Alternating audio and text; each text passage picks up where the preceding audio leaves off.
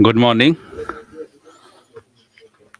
Welcome to everyone in this panel discussion. As you know, this is a panel discussion in relations to the international conference, which is being held on 3rd and 4th October at Erode VET Institute of Arts and Science Colleges. This is situated in Tamil Nadu. Part of that international conference, we wanted to have a panel discussion at Hyderabad, which is organized by Center for Women's Studies and Department of Sociology, jointly with Christ University Lavasa campus and Erode VET campus.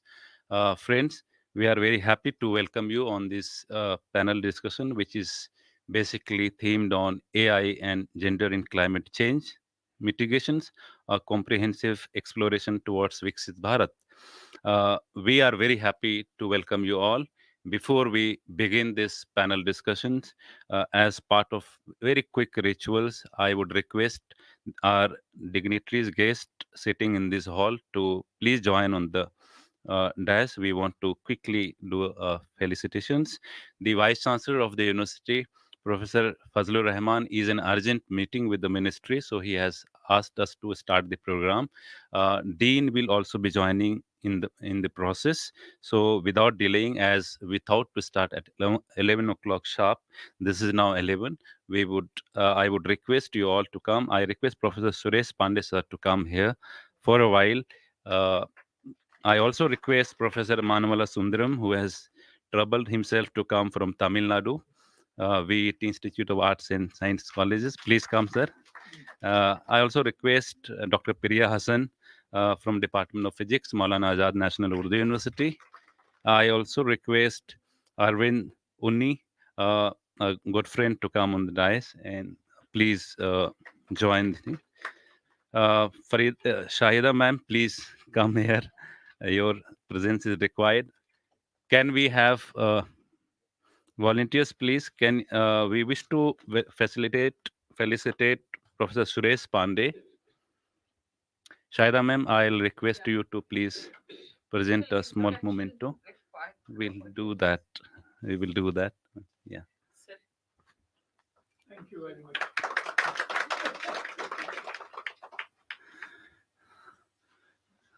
Dr. Priya Hassan, yeah, will receive from Shahida ma'am. Yeah.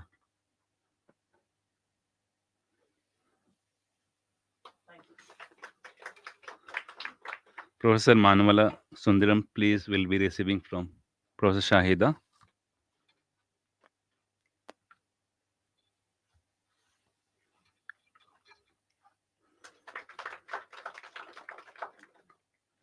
Dr. Arvind Unni, please receive from, yeah.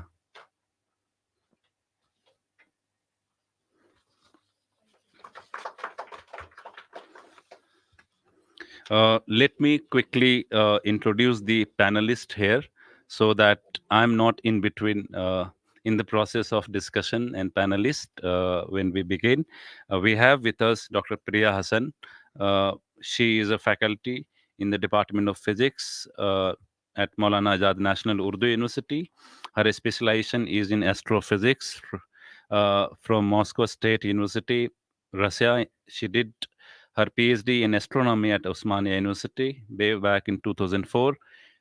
She did PDF in France and IUCAA Pune. She was awarded the Women Scientist Award by Department of Science and Technology, New Delhi. She was also International Visitor Leadership Program She is an alumni of IVLP of US Consulate. That participant has to travel in different parts of the United States of America. Dr. Priya Hassan is basically very significant, very important in terms of her activities, her engagement, not beyond the physics, beyond the astrophysics. And I'm witness to that any program that takes place in Hyderabad, at least, she is there in the area of gender and wherever gender is an important component of not only astrophysics but how it influences the life of women in the society. So she is one of the very important individual in the city, and her travels in different programs makes her presence very suitable and apt into this panel discussion. I welcome you all, madam. We could not have two of the panelists because of some very urgent concerns that was in their family, Dr. Sharik Hassan Manazir and uh, Dr. Soumya Surivastava from Delhi. They regretted, but we we we are really missing that component because their specialization was very important. We have with us Mr. Arvind Uni. He is an urban practitioner, researcher. He also calls has himself as an activist with a passion for building cities which could be inclusive, equitable, and sustainable. His journey spans over more than 1.5 decade, engaging into the grassroots work with informal worker in urban communities that strive to ensure their voices in the process of urban planning and development. Arvind has earned his architecture degree from Jamia Millia Islamia, master's in architecture from University of California, Berkeley, and a PhD is to be from Tata Institute of Social Sciences, Mumbai campus. And definitely his profile shows that is the kind of diversity he has beyond his work, beyond his research, his engagement with a passion for sketching different things in the context of urban sphere, urban planning. uh, Urban space is very important for every citizen, so the presence of urban should be also gender friendly. How the question and general concerns are to be taken care of, person like Arvind should be playing very important role. I welcome you, Arvind, into this panel discussion. It is our pleasure to have you. We heard from many of our friends that it's good that you have Arvind in the panel discussion. That makes us too very happy that you could come early morning today and join with us. We also have Professor VK Manava, Manvala Sundaram. He is he received and he studied from Anna University, Chennai, into the area of networking environment. Friends, you will be finding that we have diversity of panelists. Somebody coming from a postgraduate sciences in computer sciences, engineering, bachelor's in information technology, and PhD in computer sciences. That makes that how we wanted to have very diverse kind of panel discussions, bringing the question of gender in climate change mitigation is very important. Professor Malav Sundaram attended yesterday whole day offline conferences at Erode campus, and then midnight he agreed to travel and join as a collaborative partner at MANUU. We are very happy to welcome you and thanking you that you could travel yourself. Thank you so much for joining us. We have Professor Dr. Suresh Pandey. Uh, we knew him through different means. Today, I have fortunate to hear you, sir.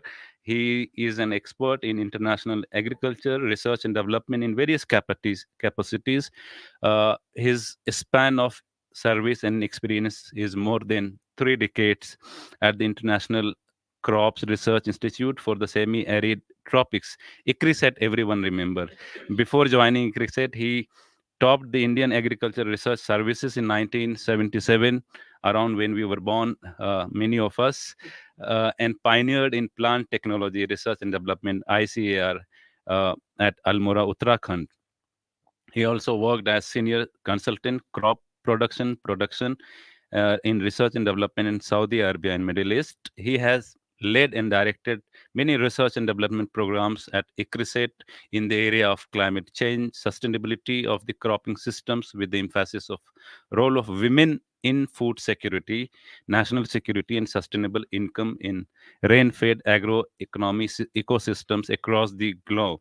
Friends, Dr. Pandey has not only developed and worked in research partnership in Australia, USA, New Zealand, UK, Canada, and so many other countries, rather in participation with farmers, people at the grassroots in the national programs. He has also developed an advanced component of crop management for cereals in various countries across the globe. His specialization what I was trying to introduce you is one that is his academic and research involvement, but in the area of sustainability and climate change, how the question of gender is important for us. Dr. Pandey is one of the most suitable, and we were calling him that he would be leading the session, he would be initiating the session, because it's very difficult today to have somebody uh, from a background that is not having an idea of climate, sustainability, artificial intelligence, and ICT. You would have people who are well versed. We have with us Professor Rekha Pandey, who is internationally known on gender studies, and many are colleagues who work on gender studies. But somebody who comes together with an idea that gender in climate change mitigations are really very rare combinations. Sir, thank you so much for agreeing and being with us in this panel discussion. We do have Professor S. Sampath Kumar joining from Bharatiya University in Coimbatore, located Coimbatore. Uh, Welcome, sir. Professor Sampath Kumar is chairperson at the Department of Sociology and Population Studies in Bharatiya University.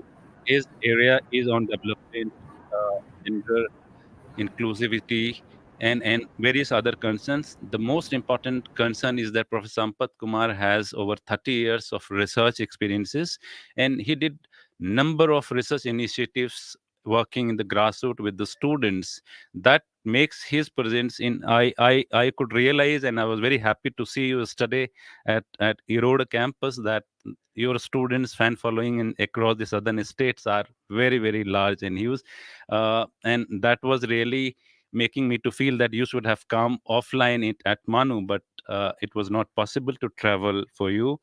I'm very happy, and on behalf of the Center for Women Studies and Department of Sociology, Maulana Azad National Urdu University, I welcome you, sir, online here, and we look forward for your more participations.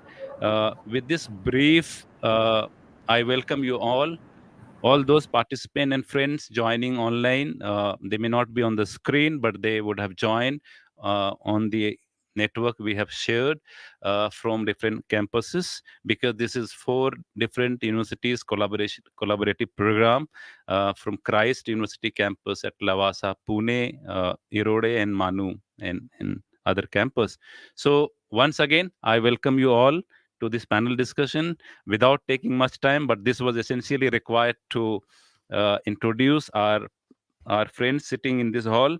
But let me also thank and welcome all my colleagues from Maulana Azad National Urdu University. We have Professor Shahid Raja, Professor Gulshan Habib, Dr. Parveen Kamar, Dr. Najiullah, Professor Makbul Saab, Dr. Saeed, and all my colleagues, Dr. Vivekanand, Dr. Sabana, everyone there.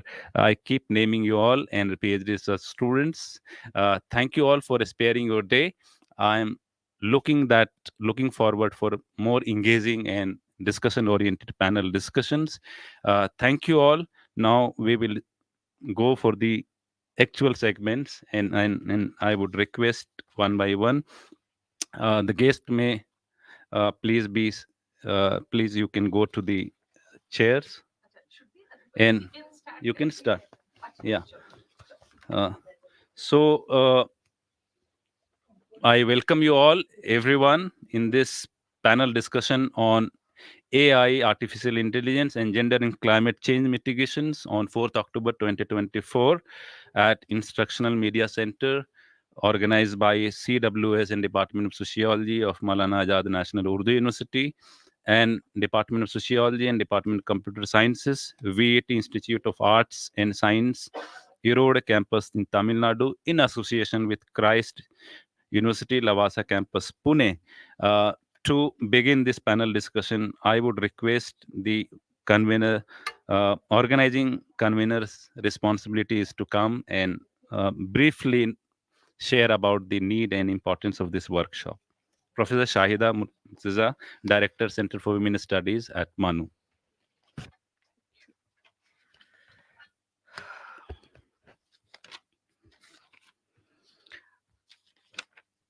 Assalamu alaikum. Good morning, everybody. Sorry for the delay, which was inadvertent because we were waiting for the key man to come, but he couldn't manage. And also our dean, who I think she has taken leave lag raha hai. So I have few points for all of you, those who are here as guest speakers. Uh, this mic is little raised. Chalta hai? So I'll just few points I want to make to start the discussion. Uh, then we have, I think, 10-15 minutes each will manage. And by 1:30 we will complete. Give some time for the question answers. So this looks really very strange that we are talking about gender. And please forgive me for my throat. There is problem. So gender equality and climate change mitigation are two of the most pressing global challenges of this time. Achieving gender equality and hence social justice is a key drive for climate justice.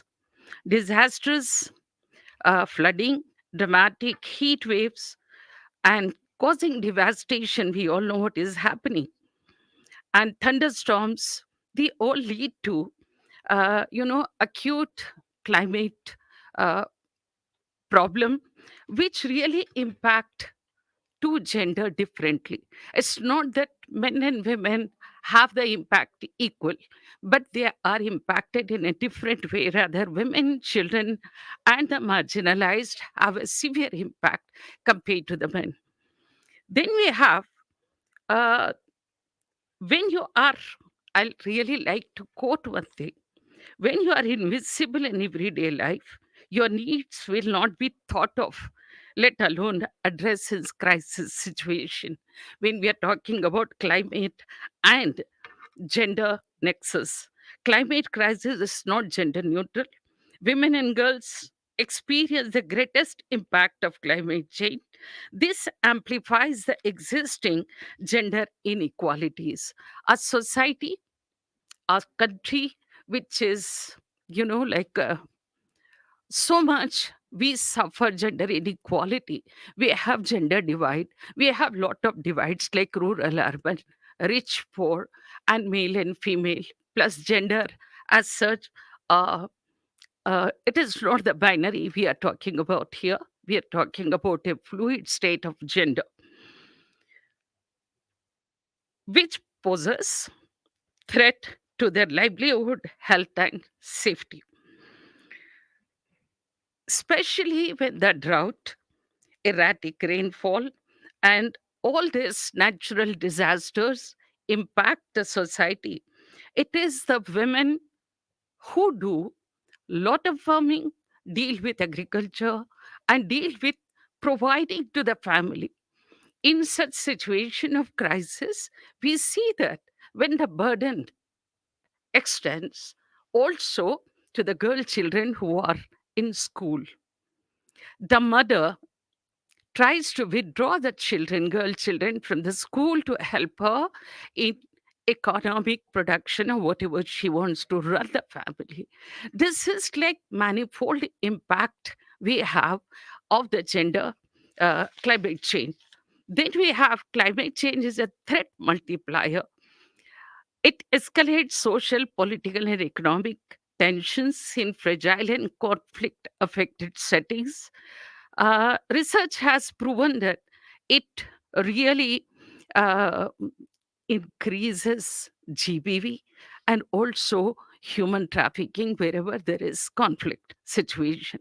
We need to use intersectional feminist approach to understand the whole gamut of happenings here. Women are more vulnerable to health related consequences of climate change, especially countries in developing countries where vector borne diseases are very common, where there is, food insecurity and water scarcity disproportionately disproportionately which impact the women, particularly the pregnant and the during childbirth.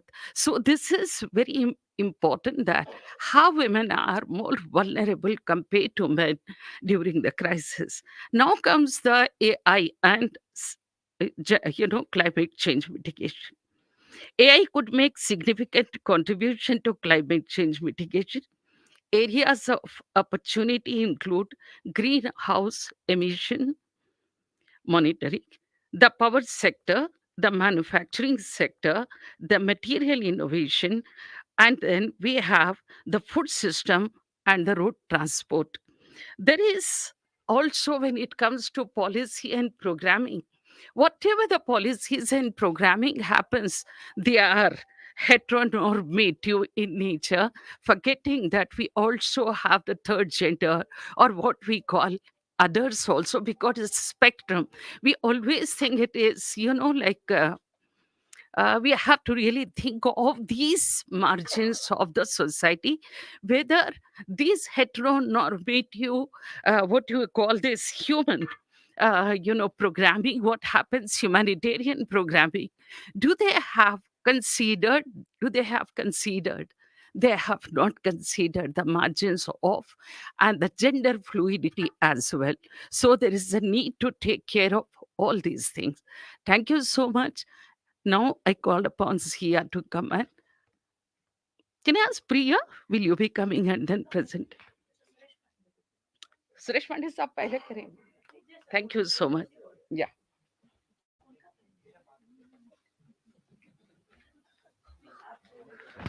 Thank you, ma'am. So, sir, yeah.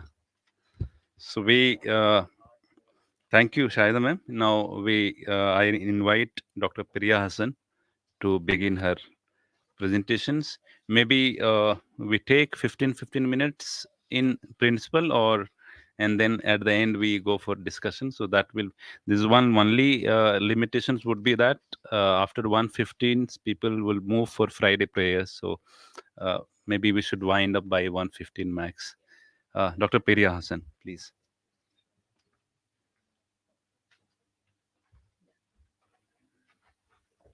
Thank you, sir.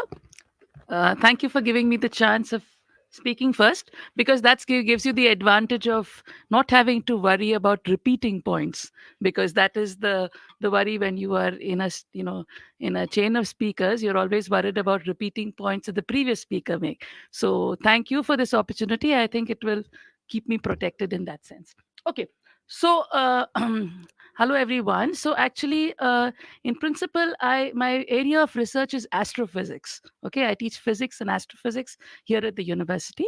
But two of these, rather all these things, are of concern, and therefore I would tell you about how we work with it in the sense. Yeah, I teach here at Maulana Azad in the physics department, and now, AI, gender, climate change mitigation, these are typical buzzwords of today's times, right?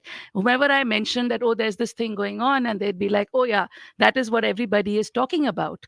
And there is obviously reason why we all need to talk about this, right? Because the two issues, like Shaida ma'am mentioned, of gender imbalance, which we have, as well as climate change, these are very serious issues, which definitely need to be addressed in today's times. They are very serious issues. And however much you may negate it, that there's no big issue, you're making a fuss about nothing, that's not true. They're definitely two important issues. And here we have AI, which is the new development in technology, which can I wouldn't say that it's a definite savior or redemption, but it can definitely help us in this process, because it is the development of technology, right? And my interaction with AI has basically been in terms of astronomical data, because we are again using a lot of data in astronomy, for which we use machine learning and AI techniques. And similar techniques can also be used, for example, for these issues, which is for climate change. Yeah. Okay, so let's just define artificial intelligence. It's a simulation of human intelligence processes by machines, especially computer systems. Specific AI applications include expert systems, natural language processing, speech recognition, machine learning. And now what has actually happened is almost even on our phone, on WhatsApp, you have Meta AI, you have it with you. If you use Google Colab for coding, you constantly have an option of using of using AI to write your code also, which is a real boon. And I mean, it really helps in coding. And so even the interaction that people are having with AI has increased. It's not that it's an unknown thing. People are interacting a lot with it and seeing the effect of it. So, history of AI, I won't go into details of it, but you have important individuals like Alan Turing and John McCartney who actually set up the whole thing. And so, therefore, and let's come on to it, that artificial intelligence, gender equality, and climate change, these are interconnected issues. They don't, they, like I said, they, you may think they're just buzzwords, but they're actually interconnected, because AI can actually accelerate climate change mitigation and climate change mitigation. This is the development and deployment of this are, they definitely have a very strong gender perspective to it to give equitable outcomes. So AI can actually, let's first talk about AI with climate change mitigation. So like mentioned earlier also, AI can be used, for example, for renewable energy. Is there a pointer in this? Pointer है इसमें? नहीं. अच्छा, ठीक है, no problem. So it can be used for renewable energy optimization, energy efficiency improvements, climate modeling prediction, sustainable transport systems, green infrastructure planning, etc. नहीं नहीं, ठीक है नहीं. Okay. Yeah. And then let's now consider gender and climate change.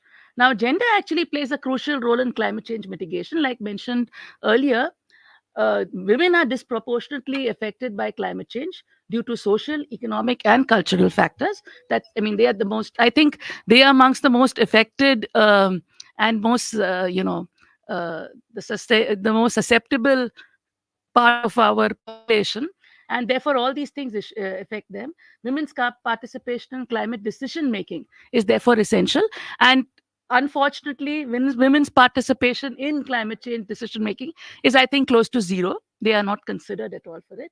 As well as gender sensitive climate policies can address specific needs and vulnerability. So it becomes essential that there is a gender involvement in making these decisions, because these are the people who are the most affected by this, right? Similarly, AI and gender, they also have a very close relationship. For example, that AI, there's an AI bias that ensure algorithms don't perpetuate gender stereotypes or discriminate against women. If you actually use ChatGPT and you try putting something about anti-women or something, ChatGPT actually gives you moral lessons that what you're asking for is not right and it is insecure and it's against this thing, and it kind of uh, does moral policing for you. There's also data representation, that there's incorporate diverse gender disaggregated data for accurate AI models. Female representation, increase women participation in AI development and decision making, as well as gender sensitive AI applications. This also, if you play around with ChatGPT or Mega AI, you will see that there is an element of gender sensitization, and it kind of distinguishes you. So you design AI solutions addressing more women specific climate related issues, right? Now, AI obviously in climate change, it can play a very important role, basically because you are in today's times, you have a lot of satellite data. There's very good satellite data, not only for India, but for the whole world. And with that, and AI is excellent at using large chunks of data and making sense of large chunks of data. That's the job of AI. So basically, what happens is that you can use it very well to for the fight against climate change. Existing AI systems, they include tools to, you can actually predict weather. Very simple. If you have data, say, of 100 years of the weather in Hyderabad, for example, you can easily predict what you think would be the weather just based on the data which you have. You do not need to do any physical measurements also. You just use the data that you have, and you can use that to do that. You can actually predict weather. We'll actually talk about tracking icebergs, identify pollution. You can actually use it to improve agriculture, reduce its environmental impact, and all these things, like agriculture, etc. They again have a gender connect because you have women on the fields and they are actually working there, right?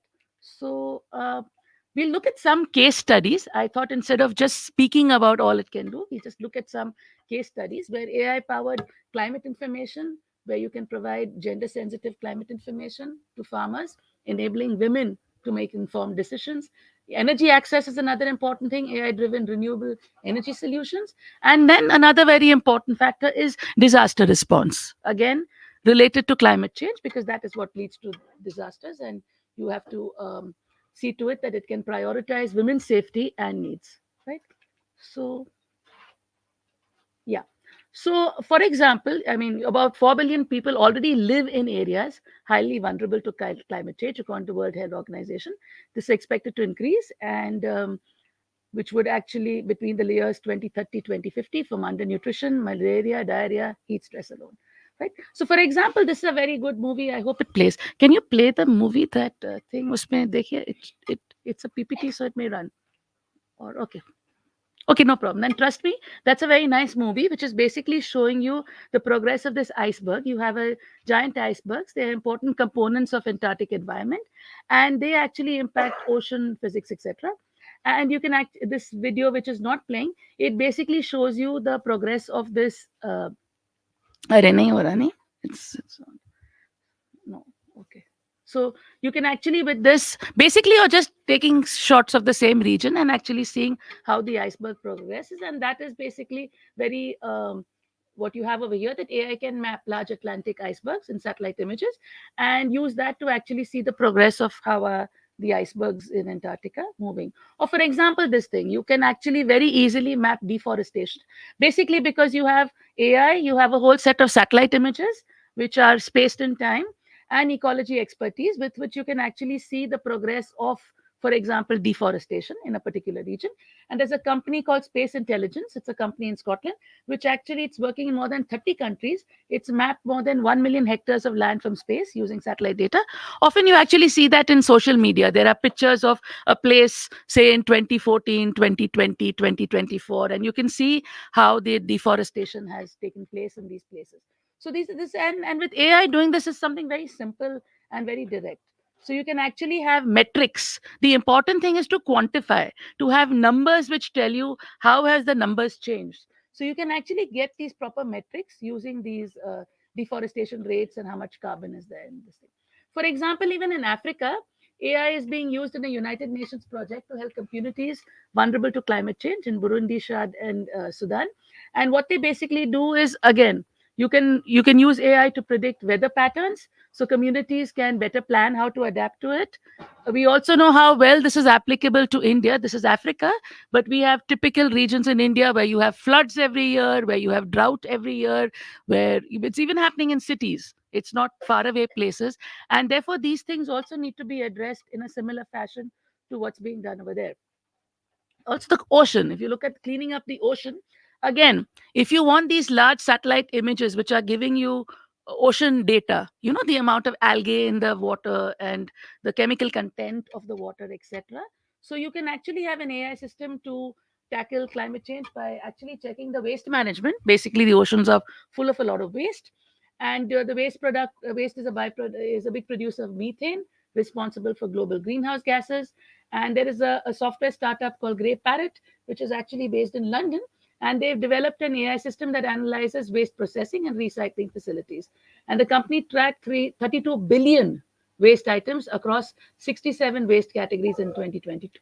So you actually have waste categories of this kind. You're looking for plastic debris, nano debris at different scales also, right? At the nano scale, micro scale, mesoscale, macro scale, and you can actually look for the kind of debris that's sitting in our oceans, right? So it could actually be used. There's an ocean cleanup, which actually is using methods to actually clear plastic in the ocean, as well as other kinds of wastes which are there. Essentially, plastic pollution is one of the prime factors which is being listed.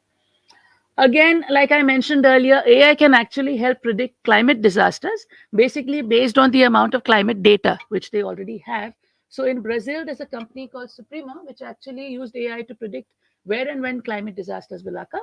And this is, I mean, again, these are examples of other countries, but the idea is to learn from what the others are doing, because we need to implement that in our country. It's not that we are protected from these things. We also have our own share of climate disasters, right? And we can use similar techniques. So for example, this thing, if you so it something like that can be easily very fast planned out even in India. If you look at typical regions where floods, even urban floods, where they are taking place, etc., the data can actually help you predict when and how it can happen, in other places, and what are the steps that people can do in advance to mitigate and handle the situation. So this aim actually, it helps businesses, governments better prepare for climate change. And obviously it works in industries including insurance, energy, logistics, for everything. It includes a lot of other things, and that can also be a very helpful thing.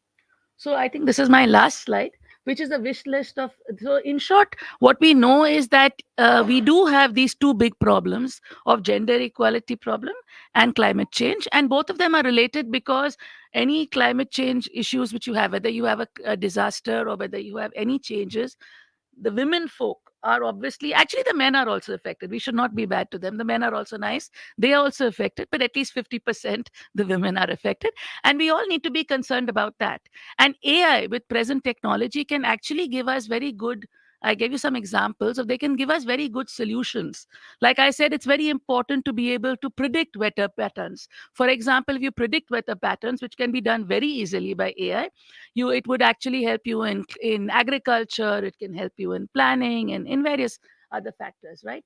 And therefore I think a whole one needs to actually plan a whole cohort of AI climate tools which can be applied not only in our country but in any other country. It's this thing.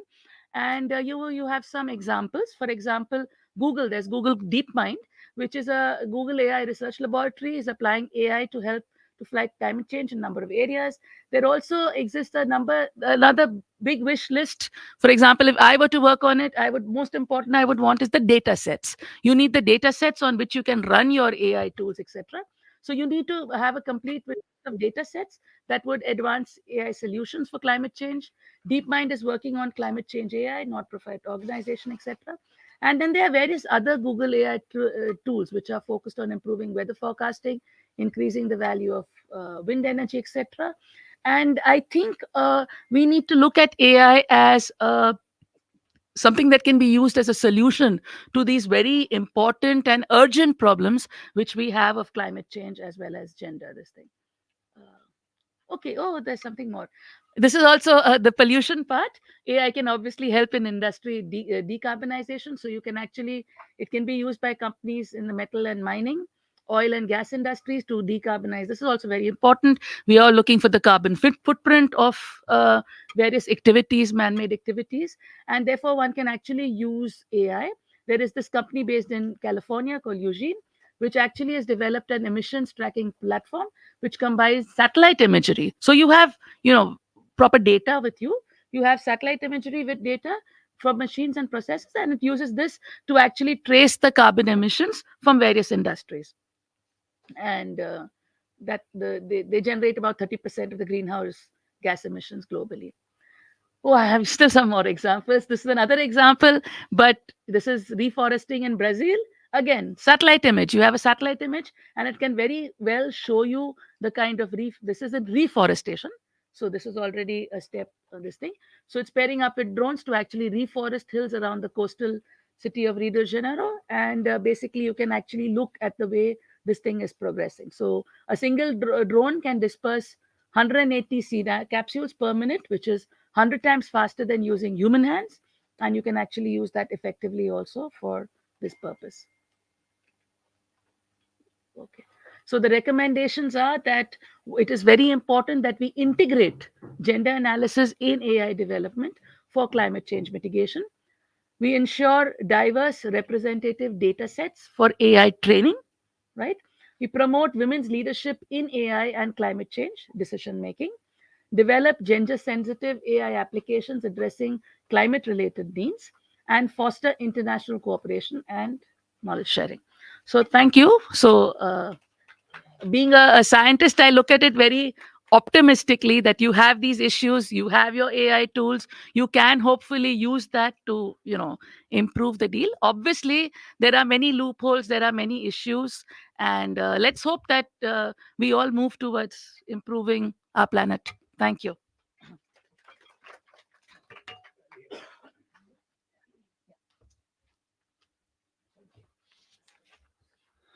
Thank you, Dr. Priya, for a very interesting and very precise presentation on AI, climate change, and gender dimensions.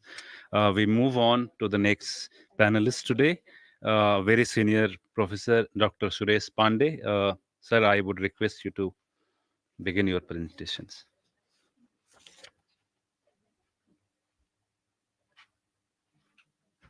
Good morning, everybody, particularly the students and the gentry on the floor. Thank you very much, Professor Murtaja, for giving me this opportunity. And after ages, I am on the dais. I don't know whether I qualify to be called as a very senior. Yes, I'm interested in climate change, and climate change is very close to my heart. Also, I would like to thank my previous speaker, both the lady speaker. They have made my job easier. I may be repeating some of their thoughts in my presentation. I have to just press it.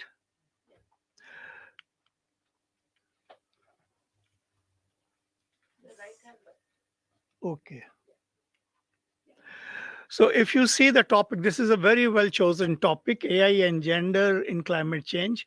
So when I was looking into it and studying, I thought that how come there are three keywords here. Climate change is one, which is a very broad subject in itself.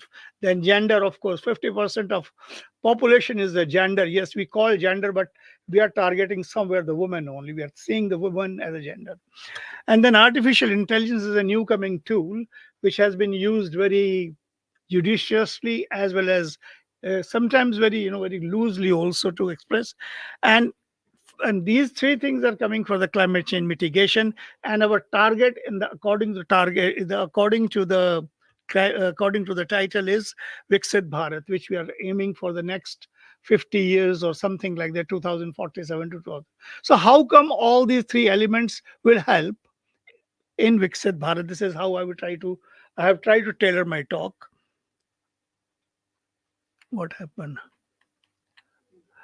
Okay, climate change mitigation. If you see what is climate change and its impact, there are 11, 12 questions which bounced me. Yes, we all know that climate change is no more a myth, it is a reality. However, when we take this climate change mitigation, what is climate change and its impact? Why climate change is important? And when you come to gender, it is a woman or transgender. Oh, oh sorry. My habit is something like that. So when we see the gender is a man, woman, or transgender, whom we are. Why gender specificity is important in climate change? Are they not working? Because we all understand, and you take any aspect, socio-economical aspect of life, take from your own family how the gender is treated, particularly gender. When we say gender, means woman by and large. Is climate change a gender specific phenomenon? What are the roles and responsibilities of gender? So I try to put these 11 questions. And what is artificial intelligence? My previous speaker has very well covered it. I may not be bouncing on it too much. So these are the questions around which I would like to talk a little bit. Climate change, we all know how, who, and why. All of us know that carbon dioxide, methane, and nitrous oxide, also the fourth gas has come, which is emitted from our air conditioners. So these are all the elements which are responsible for warming the hydrosphere and biosphere, and then the global warming. And what the global warming, climate is changing, right? And there are two elements who are responsible. One is we all are responsible for climate change. That is the human driven causes of climate change. Natural causes of climate change are going on. It's a continuum since millions of years. We have seen the ice age, not seen the ice age. We have read about the ice age. We know what happened there. But that process of nature is very slow. But the human intelligence has grown so much that we have acquired so much knowledge, and we multiplied also exhaustively. Maybe we have taken the share of some other species, some other things. So these are the things. Transportation is one. Exhaust is there. I had all the slides, but I didn't bring them here because otherwise it will be hours and hours. Electricity generation needs. Our 75% of electricity is being generated through coals. America is number one. They say, no, we have a nuclear power. No. So when the coal is needed for electricity generation, the lot of gases comes out and they pollute the whole industry. Industry, manufacturing, agriculture, yes. Methane comes from agriculture. All rice fields are responsible for methane emission. Similarly, building, deforestation, and wars. We have seen the recent war going on between, there's a very nice statistics between Russia and the country, where they are bombarding, the how much emission and how much we have. given how much we have polluted the environment. So these are few. So the timeline of climate change starts from 1896. Savanta Arthritis was the one person who gave, and now you see till, okay, you see the red one, the 1960 curve. 1960, the carbon dioxide was only 315 parts per million. Then it kept on increasing. Somewhere in 1980, the Keeling curve came, which the American scientist gave, and it became 330. This is global I'm talking. 1980, it was 337, almost 30. It had increased. Then Keeling curve in carbon dioxide in 2000 became 3067, and like this, in 2013, it became 400 ppm. This is the global scenario. But for us who are Hyderabadis, if you go to Panjagota or come somewhere in Gachibowli during the morning, the carbon dioxide emission could be in between 700 and 900 ppm. And this is the exhaust from the vehicles mostly. So these are the some of the warnings. And if it kept on going on, so we may get the whole world, which is red, under a high gas situation, or warming, global warming will take place. Now, if you see the human natural influences on global temperature, you will come to know the combined effect till, I think, uh, when did the climate change started? After the Industrial Revolution. The carbon dioxide started, and because we all went for industrializations, all went for using more and more of oil. Somewhere in 1960, the oil, and when we hit the oil, and we got the natural oil in the Saudi Arabia and other countries, and the use of that oil was exhaustively more and more, and then this happened everywhere. It doesn't have a pointer, no? Okay. So this graph simply shows that the blue line is of the natural drivers, which has come down, and the human and other drivers have taken up, and we are somewhere already 2.5 degrees. This is in Fahrenheit, but it has been converted. Latest statistics is we have already surpassed the level of living at which we all will be comfortable, or temperature. We are 2.1 degrees centigrade higher after the industrialization. And then energy contributes to pollution of 73%. And there are sectors. I think I have to check, the time is also limit with me, so I will go fast.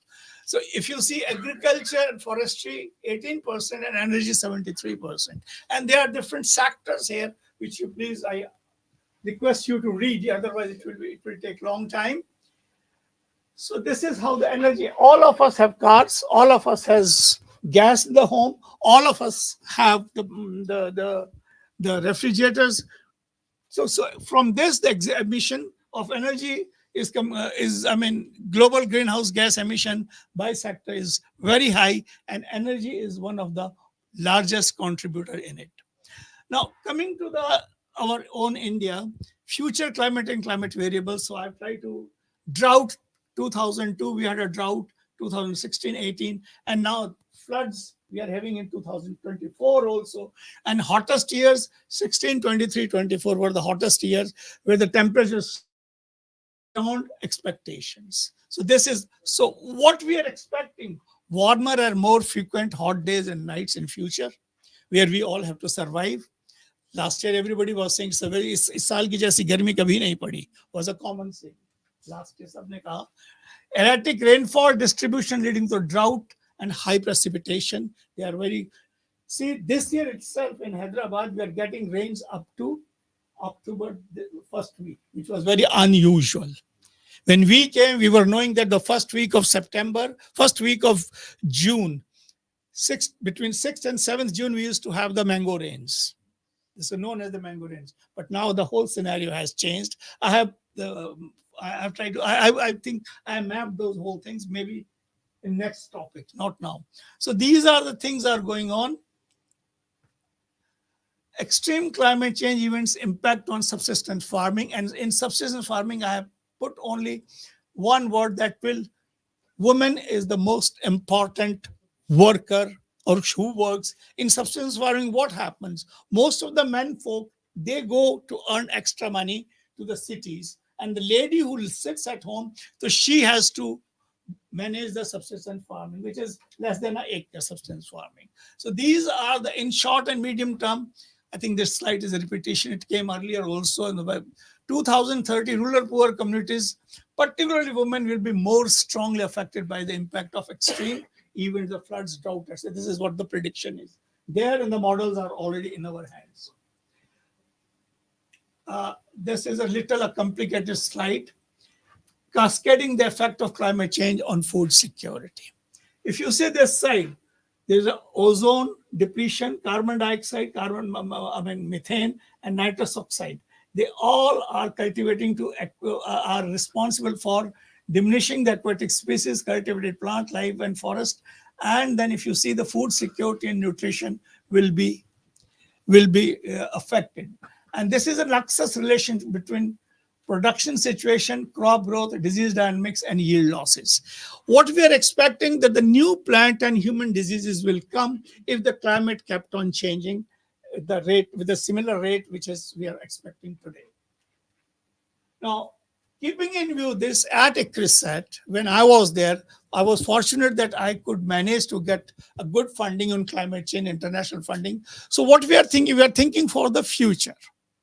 If the emission of carbon dioxide becomes 700, what will happen to the plants? What will happen to their pests? Can we create those situations? If the ozone layer completely goes off, what will happen to the plants, and what will be its effect on the crop production? So these are those carbon chambers, 1, 2, 3, 4, and that is a kind of a tunnel where we can create the gradient of carbon dioxide. For example, 50 to 1000. We have to pump a lot of carbon dioxide, and then we see what happens on the plant, etc. This is for the futuristic approach. It was inaugurated by our Prime Minister. And now, if you see consequences of climate change on agriculture, reduction in crop yields. So and then there will be insect pest related losses will be more. Insects are also migrating and having, because if you have a fungal oriented disease of a plant, and fungus mutates very fast. You might have heard recently that chikungunya and other diseases have come, Recently, I think 26th of August, there was a news in the paper. So how come it is happening? That was not native to this country. Originally, it was from somewhere in Africa. And now we have, because the viruses are mutating according to high temperature or according to new given set of environmental factors. So this is what, and we have done these experiments, and maize, there will be losses in maize, 19.5. And not only this, I think my next slide says, okay, this is just me only.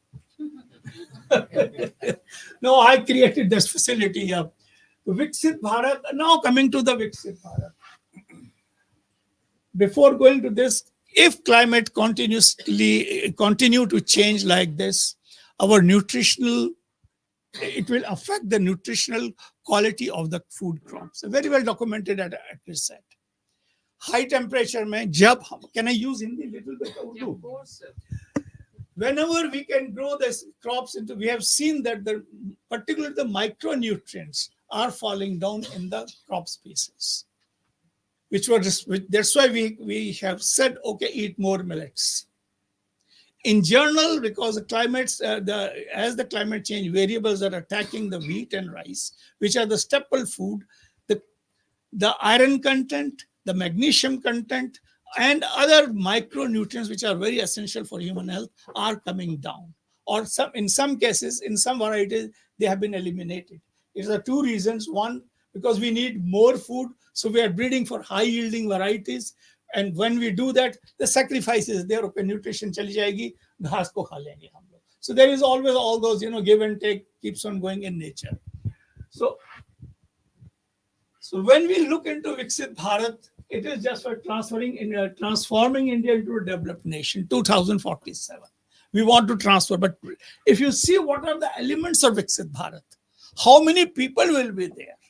What kind of population will be there, and what will be their demand, and how come that Viksit Bharat of India will be able to cope up with the climate change, or to will be able to mitigate the climate change of that period. So this is, and here also, if you see, the woman is, there are four pillars of Viksit Bharat: poor, women, Annadata farmers, and youth. Our age, I think next slide will tell you.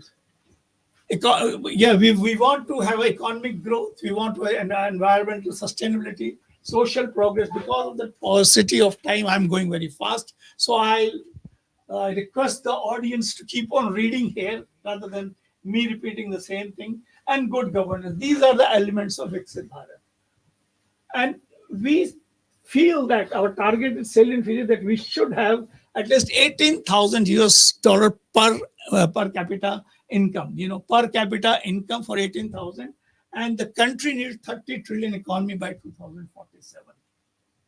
Now this is the feature: economy 30 trillion honi chahiye hamari 2047 tak or 50 tak, and per capita income should be 18,000 per annum. 160 population is expected to be 165, and population in cities will grow 50%. As on today, we are 33% only in cities. And working age of population will be, there will be 112 crores. So this is the scenario, and share of electric vehicles will be 75%. So this is the statistics. Now coming to the what we have lost in the last 50 years. You people will remember that there is no typewriters, there is no telegrams, inlands, and similarly in 2047 we will miss landlines. There will be no fax machine. Cable TVs have already gone. So this is the scenario. We are progressing some way or the other. Now the climate change and women. When we talk about gender, the woman is the only thing, kind of a gender perspective. The climate change has a disproportionate on women, who are often more vulnerable to climate change. Why? Why they are more vulnerable? Because they have the greater roles in our families. The women are always exploited in respect of caste, creed, and religion. Wherever we are, तुम ये कर लो, तुम ये कर लो, अरे चाय लाना, वो लाना, हम देखते. So in general, the rural woman who is marginalized, too much marginalized, she will have to go miles together to get the water. She has to go for the food. She is responsible for food production. She works all the drudgery work in the agriculture. For example, the rice. Who transplants the rice? Okay, we have the machines, but in general, 99%, if you see in the field, is the woman. Whether it's the hills or in the plains or in the anywhere or in the deserts, wherever.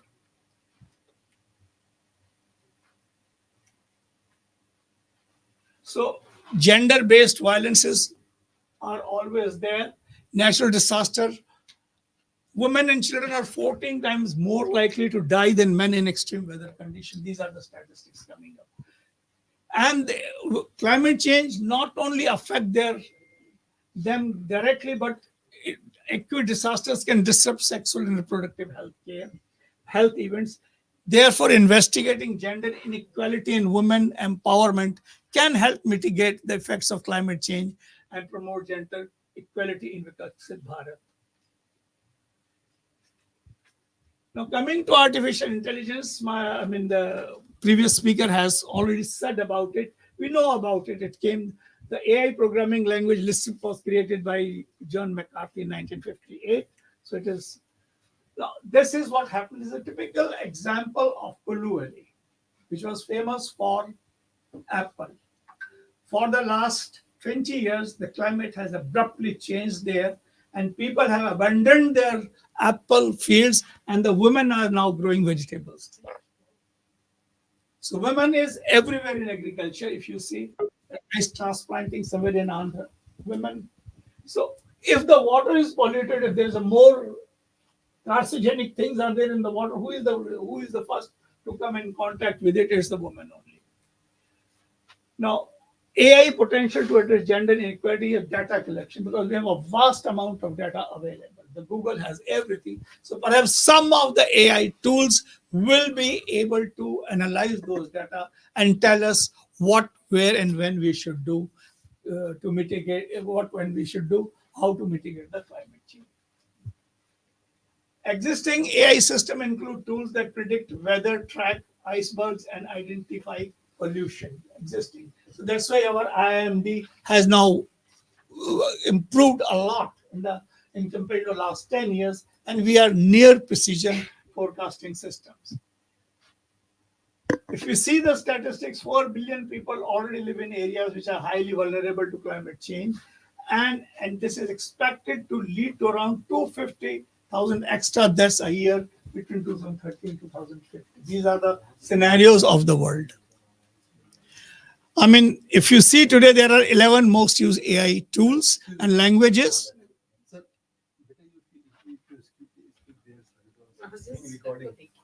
Oh, I never realized. So these are the 11 languages which has been commonly used for, not commonly used, but they are in AI. And at home also we use many languages like this. Due to unequal societal factors, women are underrepresented in all levels of environmental decision making. If you see the policy of the government of India, where are the women stands? We are talking a lot that women should do this, women should do that, and we are doing so much for the women. But if you see, there is an unequal representation. A 2019 study found that national parliaments with more women pass more stringent climate policies. Even at UN level, I think I will come to that one. Yeah. COP 2060 Glasgow Women's Leadership, there were only 3 women came forward. Fortunately, they were, I think, from Bangladesh, Tanzania, and Estonia. And after that, only the people have started them. So where is the women representation in decision making regarding the impacts of climate change or the research and development which should lead to the climate change? So on Gender Day, the COP countries, including UK and Canada and US, pledged to fry, but no commitment. They have just pledged, yes, we will come forward. So these are the things which are very, very important in my opinion. And now this is just to show the Africa what happened. They go to miles together. She has to take the care of the child also, as well as to go miles to fetch the drinking water. And this is when the disaster struck somewhere, particularly the tsunami and other thing comes, women are the first, and that's how they have to live. So basically, women are more vulnerable, you can see. And this is, I think, the Bangalore floods. Again, these are the Bangladesh 2019, again, women. And this is somewhere in India, I think, Bihar. So some of the biggest names in AI research have laid out a roadmap suggesting how machine learning can help or save our planet and humanity. These are but the best thing which AI can do is only they can analyze the data near understanding, and perhaps we can predict, okay, this disaster is going to hit this particular location specific. Will it be location specific or not? That time will only tell. So these are fight climate change conclusions, create better estimates of how much energy we are consuming, optimizing everything. If we know that, I think it is revolves around us. Finally, it is we who have to control the consumption pattern of our homes and our lifestyles. Then only perhaps we can do something. Now, policy and recommendation. This is very important here. Integrated gender in AI development. Ensure gender perspective are included in AI algorithms. Are they there or not? I'm not sure about it. Support female innovators, collaboration, and don't forget that women constitute almost 50% of human society. Thank you very much. Any questions and answer? Sir, I would like to ask just along thinking. We've been talking about development. Looking at all this, we call it development or multi-development. Well, it's individual perspective to Yes, you see Mandara Shiva, a great environmentalist. She's is a great environmentalist who believes in the traditional methods of cropping and not using the chemicals for pesticides. Here are two questions. One is the developed agriculture technologies, because you have to see how much per capita food and energy is needed by us. Okay. Can that be met by organic or by natural farming? Mhm. So, natural farming, no. There are experiments in Sweden where they found that they did the complete organic farming for 25 years to come to the technically evolved farming of today. For example, take a simple example of rice. If 1 acre gives us 10 boris of rice from organic, the same thing we can get with quickly in the 1 acre we'll get with the technical advanced agriculture practices, we can get 100 boris. Because we need, our demand is 100 bags of sacks of rice to feed a population, but for organic we get only 10. So how to manage it? That is the most important. How to protect ourselves from the No, that's why I'm saying, say, for example, when we are sick, how many of us are not taking the medicines? We हम यूनानी नहीं लेते हैं, हम organic वो नहीं लेते हैं, हम सीधे जाके इंजेक्शन लगाते हैं. So that is also, so when we are not helping at that stage, we are not. So how can you talk about organic? I'm a supporter of organic agriculture. I'm a supporter of natural agriculture. I would like to have a food without poison. But what can I do? Can I meet the poisonless food to sustain my life or sustain the life of my community or sustain the life of everybody? so Swaminathan has done that great. No, those are Swaminathan ने क्या कहा, उसने क्या कहा, उस पर बहुत बड़ी डिबेट हो उन्होंने सकती है. ग्रेट रेवोल्यूशन लाया. The green revolution was a need because we need to have a more and more of food. अभी आप देखिए each individuals जितना भी है इस रूम में जितने बैठे, we need 2000 calories per day to sustain ourselves minimum. Cut down, even we have, I think most of us don't take 2000, cannot afford to take 2000. Our caloric intake could be in between 1200 and 1600. The essential diet. That's These are the questions we can discuss later on, ma'am. yeah, of I course, think we can of talk course. about it. Thank you so much. Thank you so much, sir. Now we have next panelist here, Professor V.K. Manavala Sundaram. I request you to come here and please.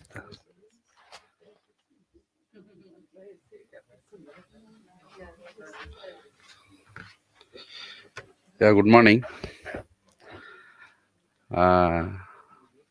First of all, I thank the Shahida Madam and the organizers of VETIS,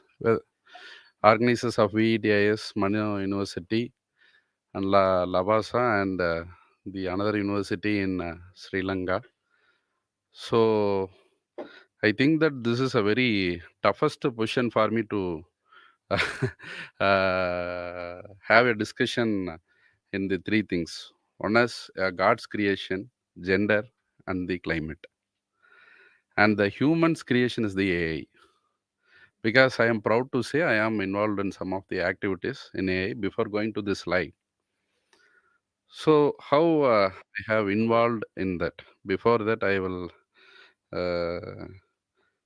I should thank Suresh Pandey sir as a senior scientist for the climate change, and you have really given the uh, slide which is natural, not from chat GPT or like that, etc., as experienced by you.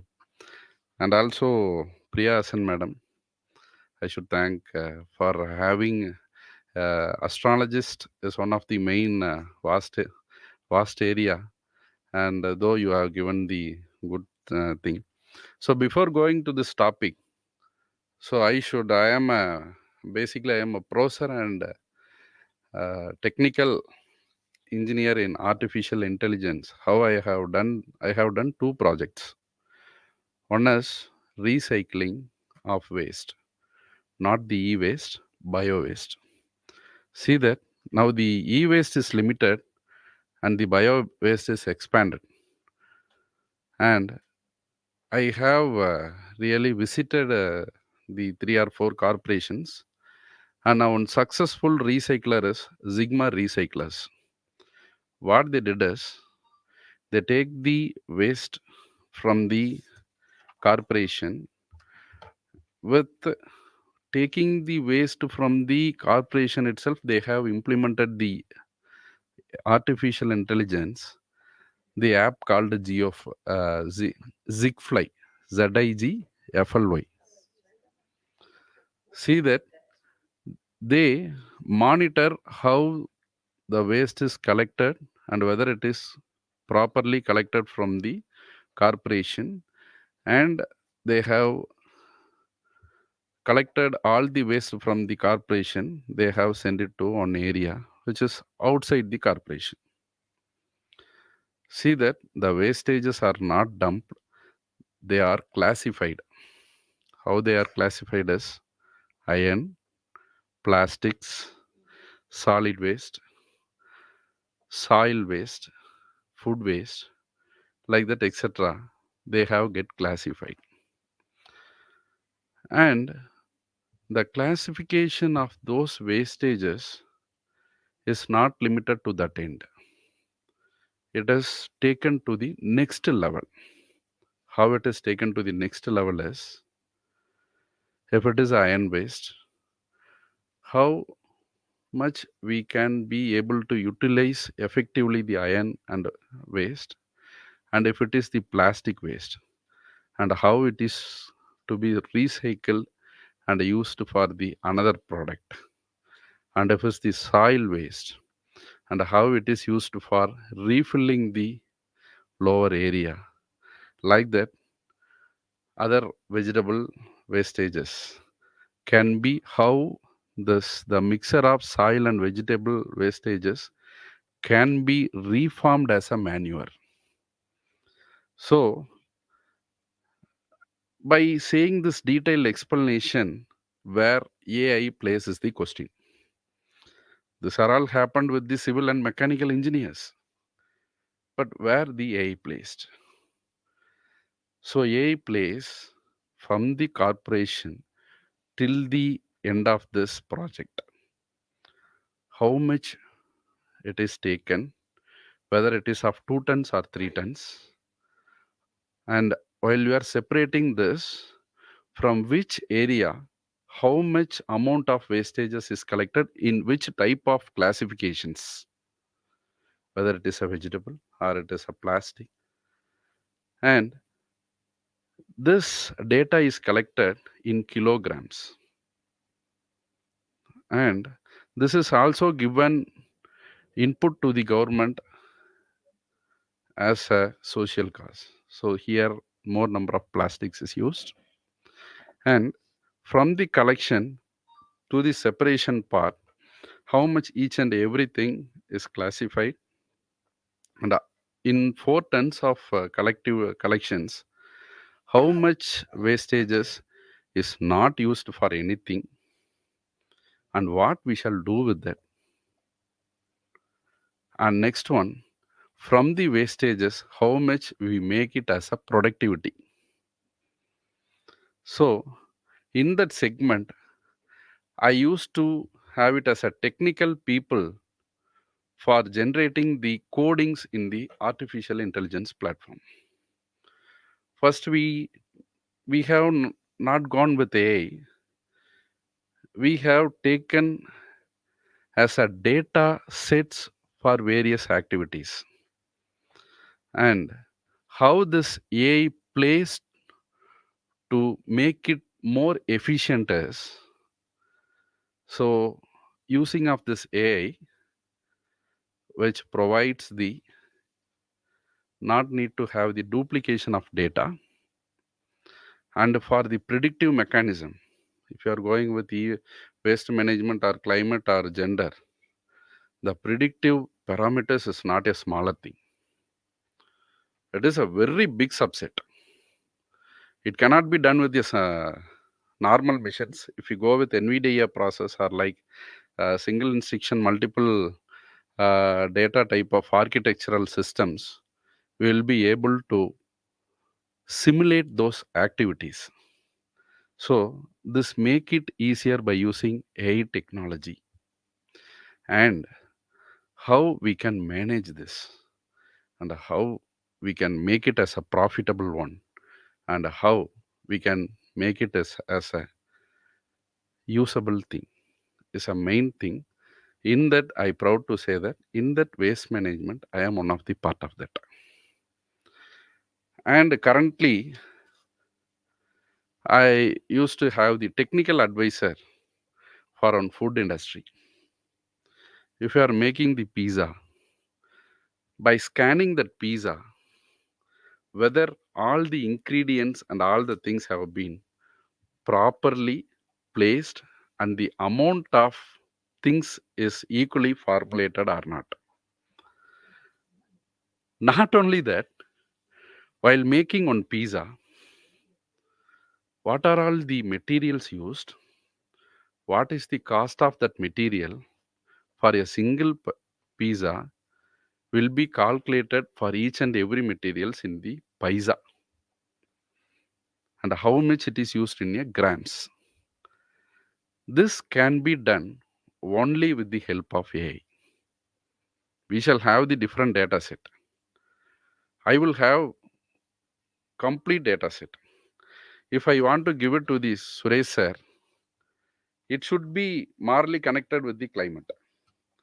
If I am giving it with Saida madam, it should be morally, if it is a food industry, it should be morally connected with ingredients used there, which is helpful for the woman.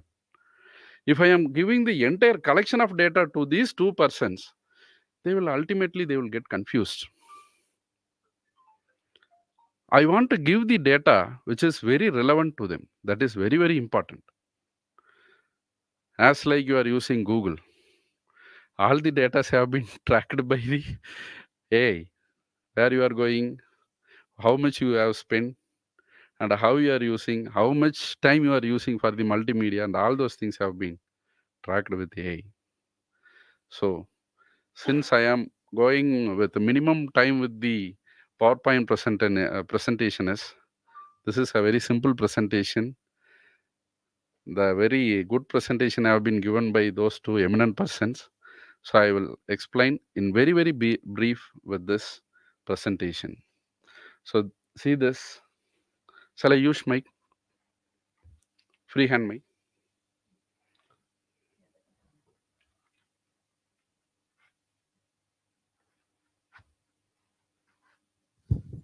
Thank you, sir. So AI can be expanded as the AEI. AE and I. A means artificial, E means efficiency, and I means innovations. So like that we will expand. So there are having different kind of words, like it is a multidisciplinary, it is a long term, and it is very realistic. And we shall simply say it as the AEI. So that is the first term. And the gender dimension of climate change on its disproportionate impacts and marginalization and exclusion and untapped potential. So, as it is given clearly for the women's, as like household, not only household, as sir said, if it is a flood or anything, etc., the first person who wants to decide in the family is by woman, so that to safeguard all the persons in the family. As like family, not only in the personal life as a family, considering a state as a family or the country as a family. So she is the mother and the deciding authority. So disproportionate impacts. And next one is marginalization and exclusion. So existing gender equalities, including limited access to education, economic opportunity, and decision-making processes. So this is able to provide the adaptable change by having more number of inputs from the various things. That is the main thing. And third one is untapped potential.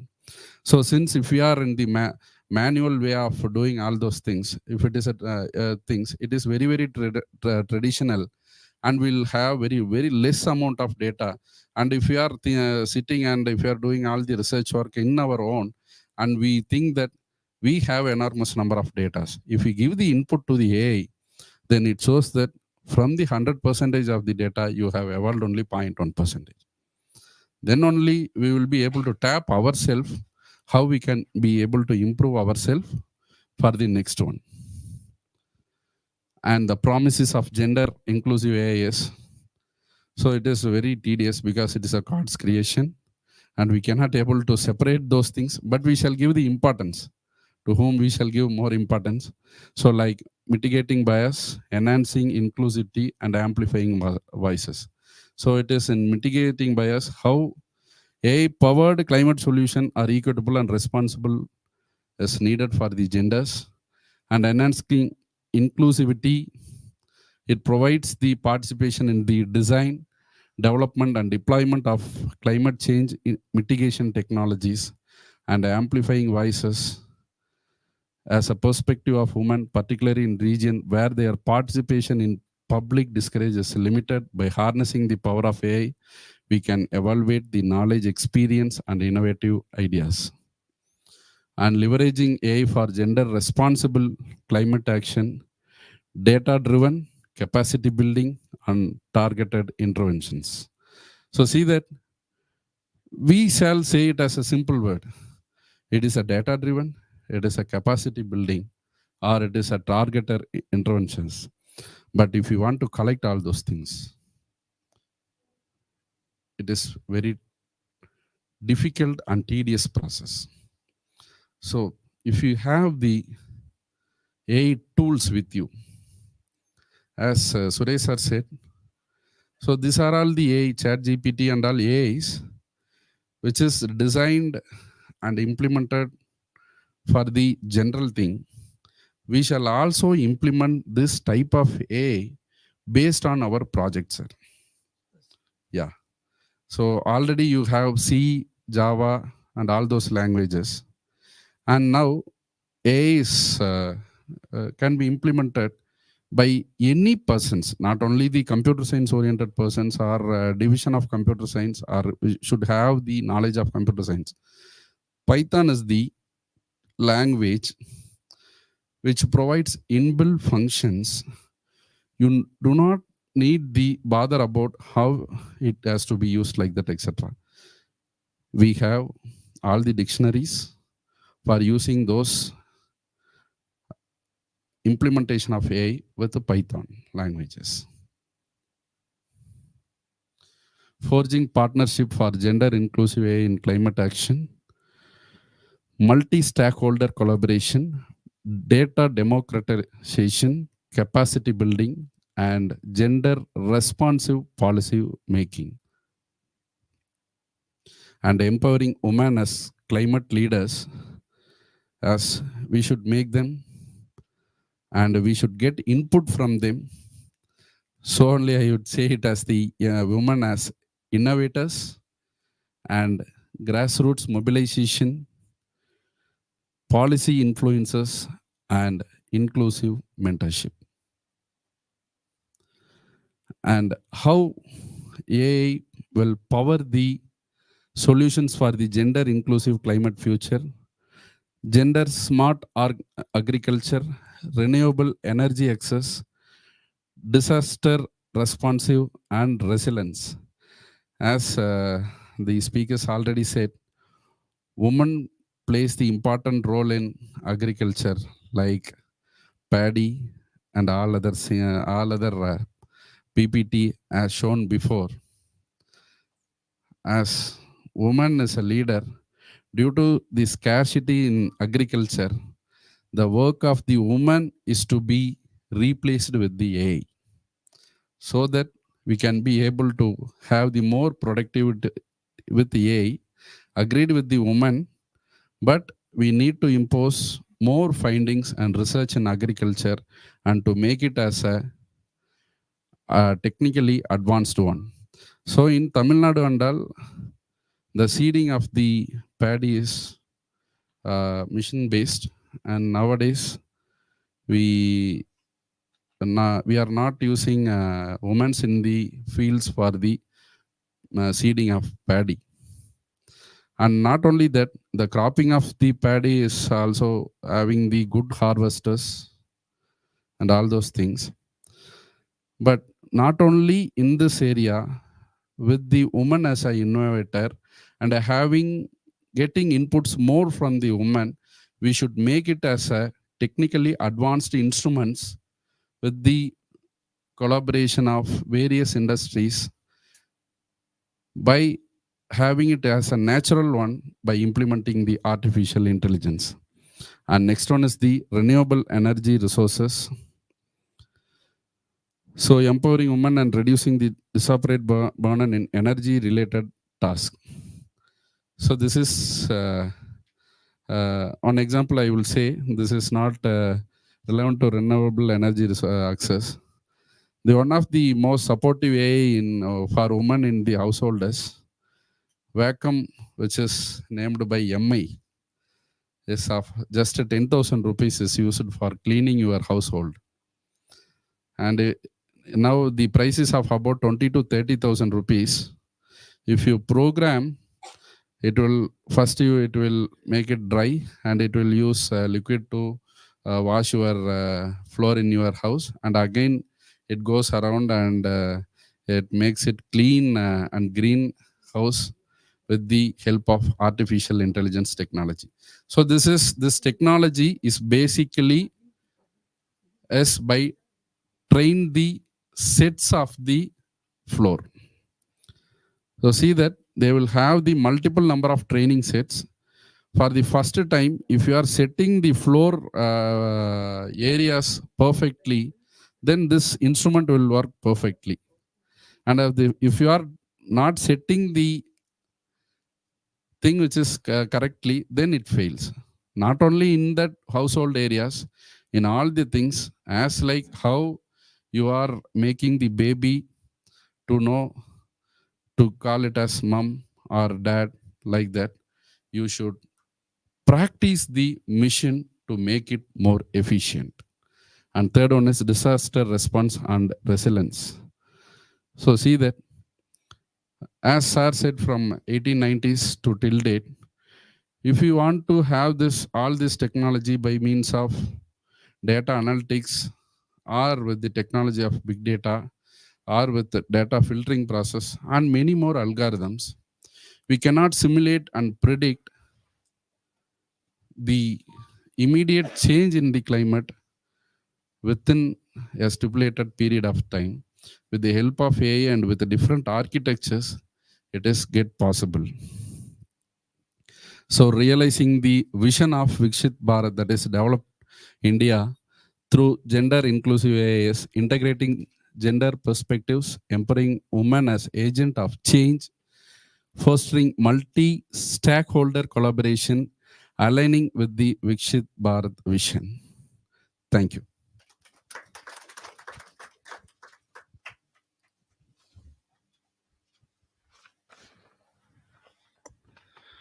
Thank you so much, Professor Sundaram.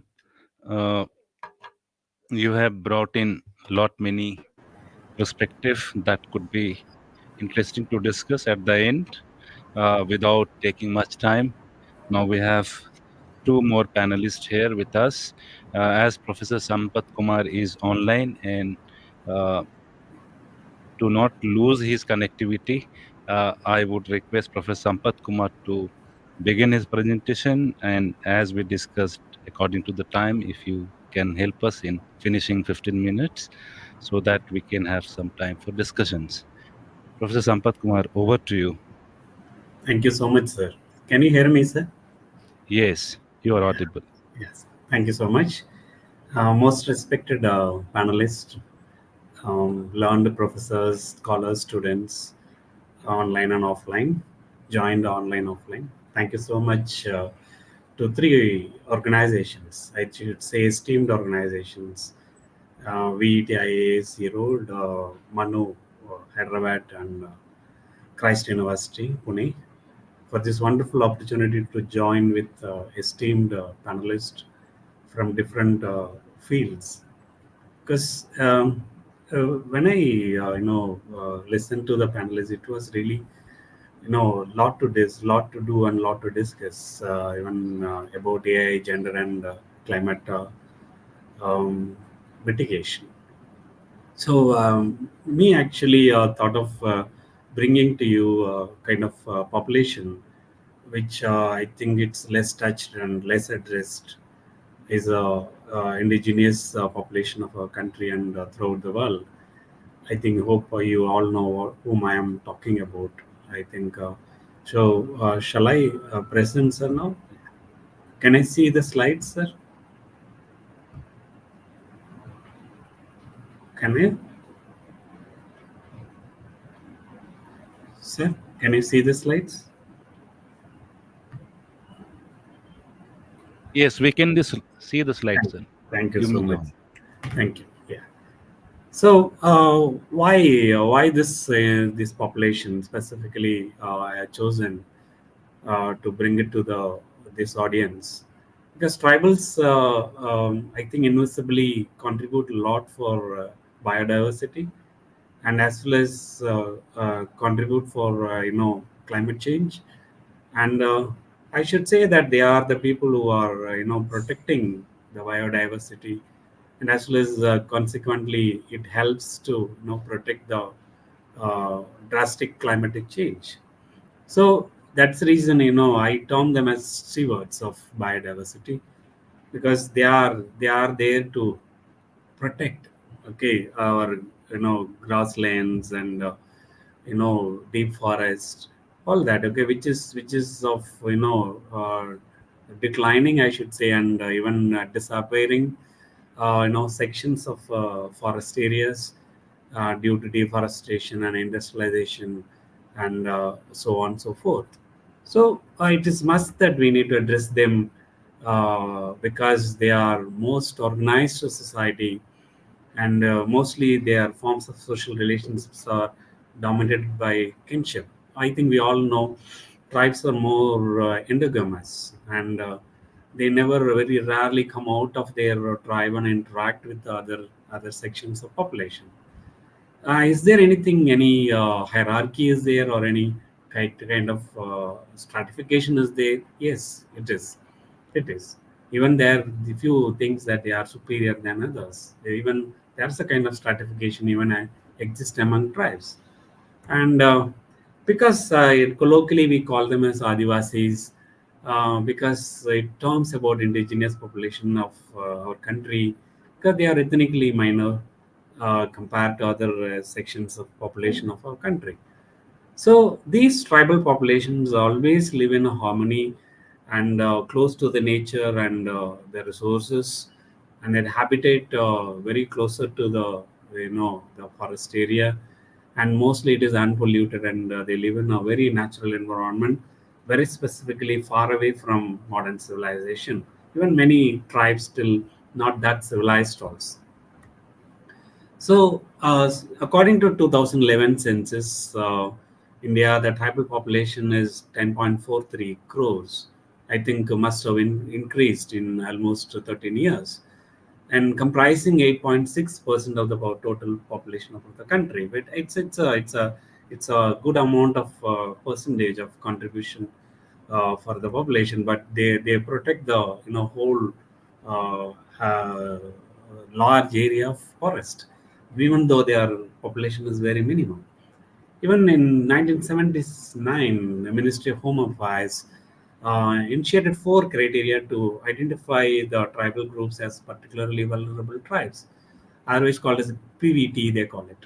Okay, there are four categories. Most of you may be already aware about it, because even the pre-agricultural level of technology and economy, and even we have visited few tribal areas here in Nilgiris, closer to even the place where I situated Bharat University in Coimbatore.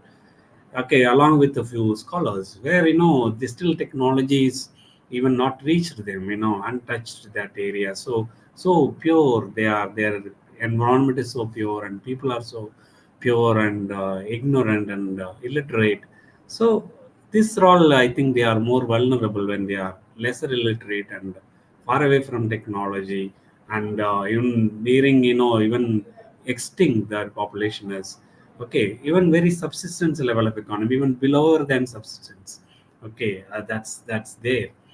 So they are almost like a dead stop in the antique stage.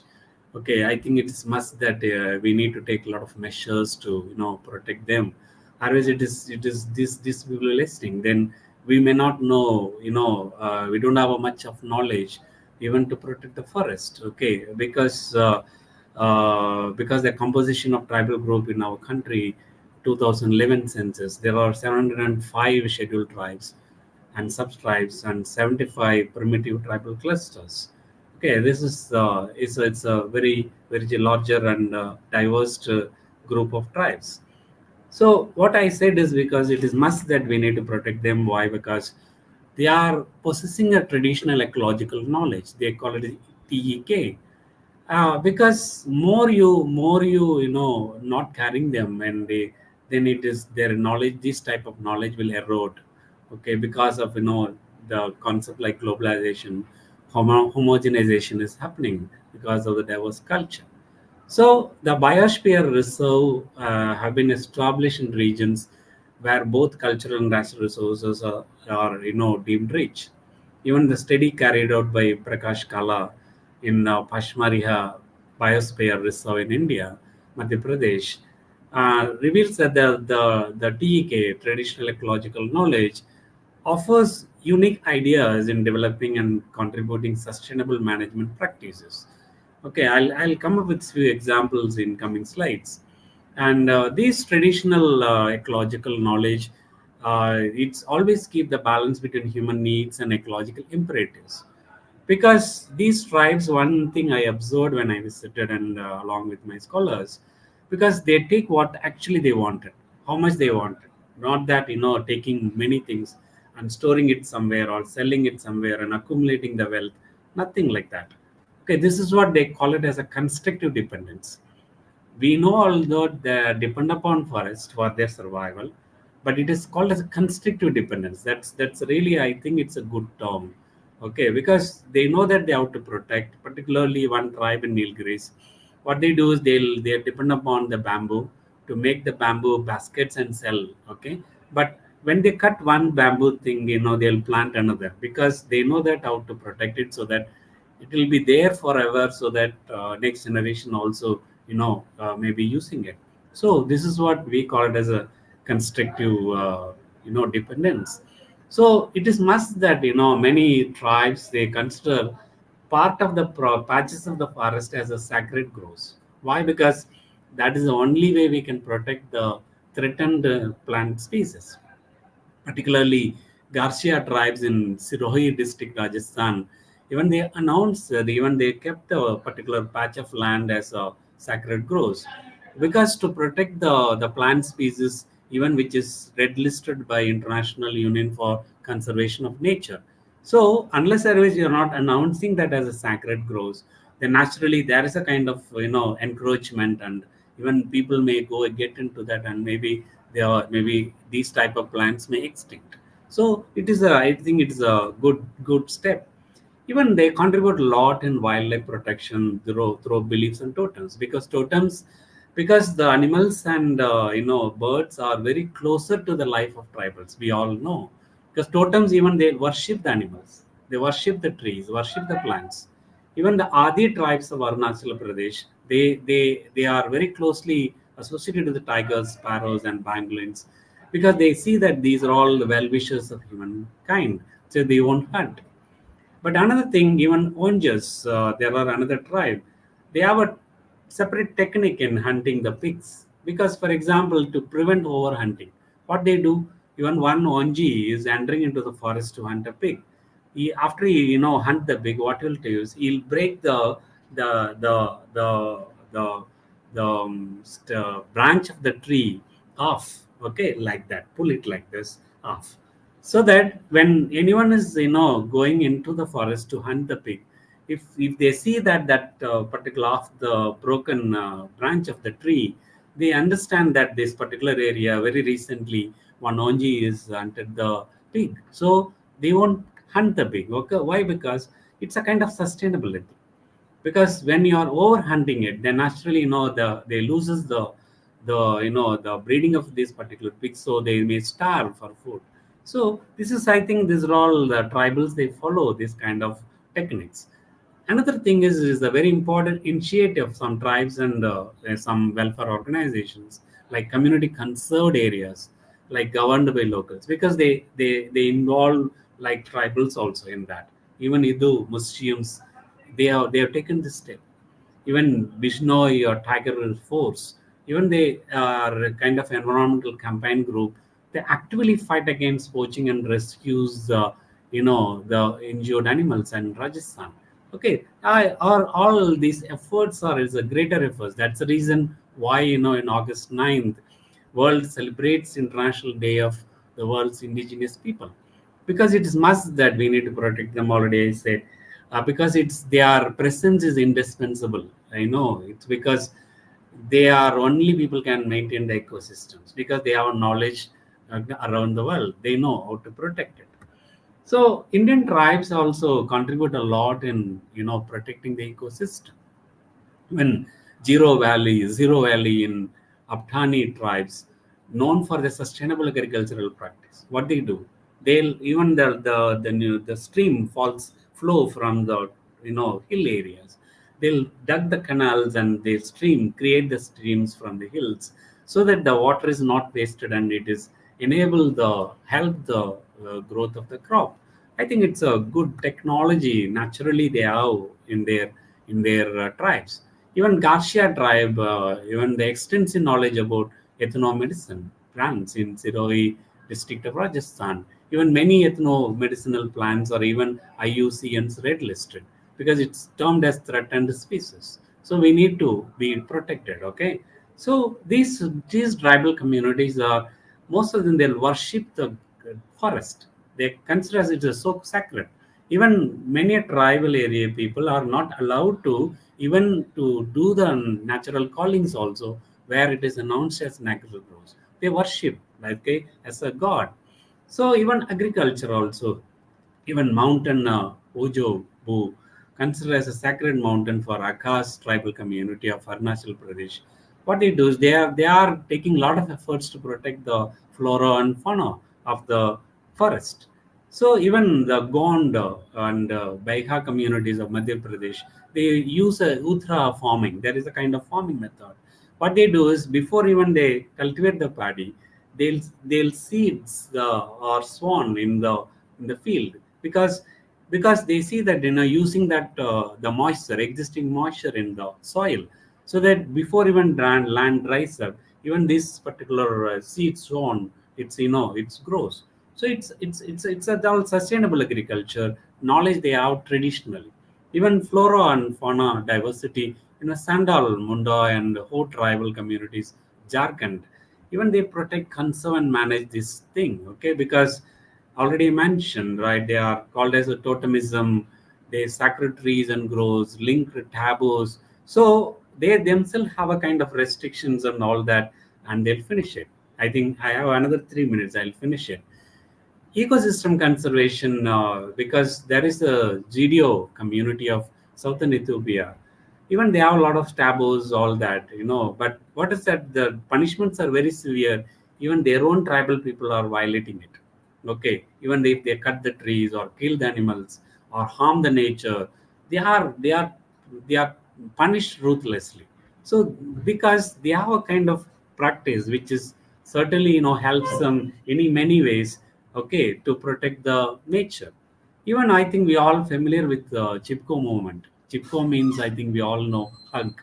Even when this protection, when the government gave a license to the organization to cut the big logs of tree, okay, then naturally these villagers, they went into the forest and hugged the tree. Then with a continuous protest, even government stopped, even cancelled the license. This is what the tribals can do. What actually threats are Indian tribes facing? Because even Chenchu, Baigo, missing tribes, because they call it as missing tribes, because these tribes are even when they are extinct, even tiger population considerably came down. It is must that we need to protect the tribes because otherwise we cannot protect the wildlife. Okay, eviction of them certainly leads to damage to the ecology. Even Sariska Tiger Reserve, even Alwar district of Rajasthan, even if you eviction of these people, even it will affect the vegetation composition also. Sometimes some poisonous plants grows up.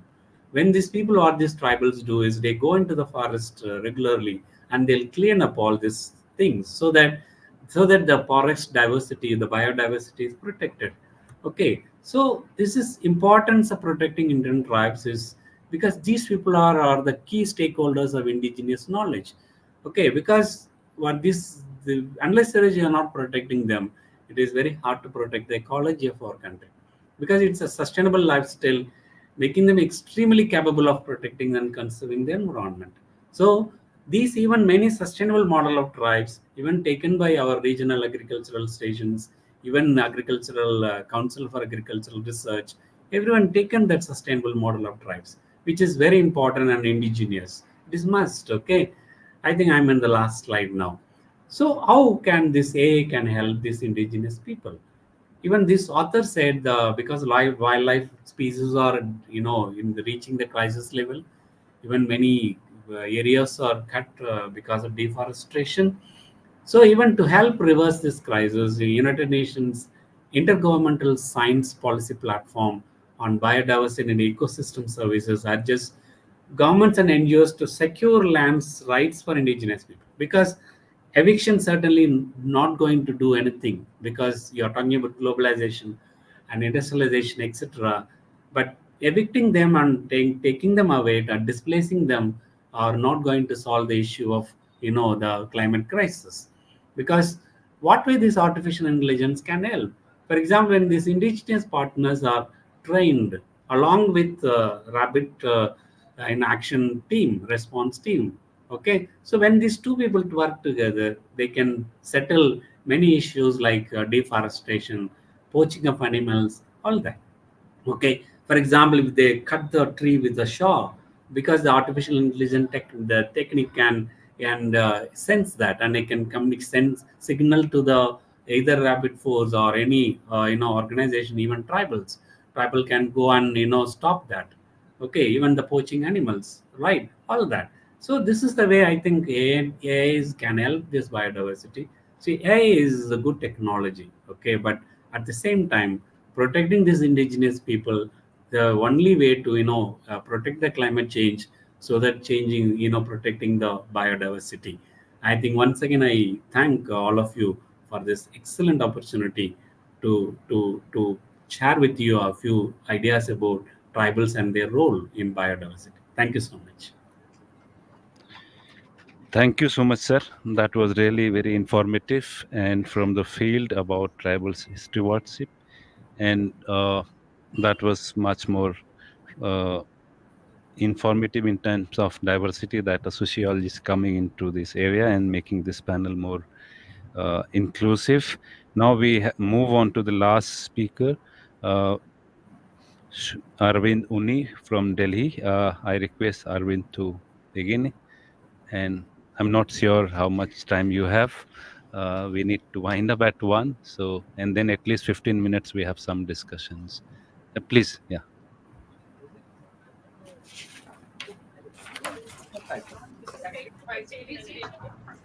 Good. No worries. No. I was given the opportunity of going first, but I said ki let others come and make my life easier because so on and so forth. But I'll make use of this. Great. You can hear me. This is working. Lovely. So really happy to be here.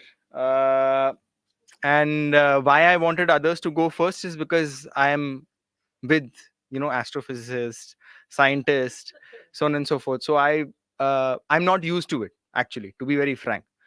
And it's a point of reflection as well, in the sense that when we are dealing with something like a climate change, it was just striking me that we have so many diverse kind of speakers, but our knowledge systems, the way we teach, the way we learn, the way we have structured our education, our action, our practice, our lives, have become so compartmentalized, have so become like a cliche of these silos, that for me, as a social urban practitioner working in social sciences, I don't get these opportunities, and I don't get to hear from different themes and streams of work, which, by the way, is something that climate change will require the way we change, organize, work, produce knowledge, make knowledge.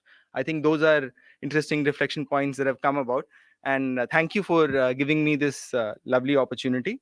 And I will, a few caveats and disclaimers even before I begin. One, that I'm a practitioner, researcher comes second. And what that I'll be speaking from is from practice, from my engagement with communities, informal workers, urban poor, so on and so forth. So it's that perspective that I'll be bringing to the discourse and debate here. Point number one. Point number two, that look, I feel that I am a urban person, so I always come with the urban understanding of things. So if we do our census, whenever we do our census, that is, we would already be actually more than 50% urban right now. If we just tweak the measurements, we would easily be closer to 60 or even more than that. Some states like Tamil Nadu, Kerala would have crossed 70 or even 80. Most of our people are actually living in cities. Most of the mess that you see around in rural areas is partly also because of the way people live in cities. Yeah. So I think cities have a huge role to play in how we see our Viksit Bharat coming forward. Because if we mess up in our cities the way we are doing right now, Viksit Bharat will remain a nice little dream, which will, get multiple extensions going forward. So that's the second point that I wanted to make. Third point, I take AI and technology with a big pinch of salt, like a bucket full of salt. For the communities that, I'm putting it up right there, right? For the communities that we work with, technology, AI, COVID, vaccines, you add these new layers, they have been the most marginal and vulnerable, and they do not have the first access to all of this. So all these things are very good, but the question is, who's going to use it, who's going to use it how, and who has the control over the use of it, right? So those are other questions. I am very happy using ChatGPT, and Quillbot and other things, and I'm sure we are very happy with what we use in our phones. But these are bigger questions that we have to answer, because our society is not equal. Gender is not, God might have done things equal, created people equally, but our society has not maintained that equality. Yeah, we are perfect at creating differences. So I take AI technology with a huge pinch of salt of who really controls and employs that technology, and to what purpose. Yeah. So these would be some of the disclaimers that I'm putting, and then going to my work. And also to say that, I just was discussing with Surejji here, is that we have to always look at our past history, because we had professors in history. So look at our past to make our future better, but also to look at the present and then think of a Viksit Bharat. So my comment is more of a critique of the present, and let's think of how we can improve that going forward. So I've also changed the order, by the way. Gender, urban inclusion, climate crisis, and then AI. ठीक है, कि मतलब बहुत सारे मसले हैं और देखते हैं कि AI से उसको हम क्या कर सकते हैं. तो AI comes last to me, yeah, because that's where I come from. Okay, great. So gender, justice, we in the last couple of months have seen a lot happening in our cities, and I've done a little bit of work, I would say, not much actually. A lot of others have led the show, and I've tried to learn of how gender actually plays out in our cities. And no better example than what we have seen in RG Car and the whole I would say, rightful quest for justice that is still continuing in different forms and kinds. But why did that happen? That's just point number two. Is that just the absence of changing rooms and resting rooms, and the case of Nirbhaya, aside from the person doing it, or the human doing it, the cause was just inaccessible lack of safe public transport, right? There are many obstacles. Of course, men and society are the biggest, but second would be the form of violence that comes with it, and third is a more benign, non-violent but a very restrictive access to cities, to opportunities, to movement, to leisure, to everything that our cities restrict people, that are created equal but not implemented in inequality. So when our responses, when Justice Verma committee reports come out, and we have laws and what do you say, when we have policies on that, we stick to, protection, protect the gender, protect the women, and you have a lot of CCTVs. I mean, I'm not saying that CCTVs are not good enough. I mean, they're important, but that can't be the only line of action. So then you look at a mission that has come. I don't know how many people knew about this, that there is a mission called Safe City Mission as well. Yeah, it was surprising to me also, when Swachh Bharat and Smart City and all that. There is a Safe City Mission also, which could have done really lots of wonders. But unfortunately, it got stuck with the number of police deployment, the number of CCTVs that you will have. And of course, it was being handled by the Ministry of Home Affairs. So you know that, you're giving the job to a wrong person to do, and the person does what he or she does the best, is कि police लगा लो, हिंदुस्तान का gender का मसला solve हो जाएगा, ठीक है?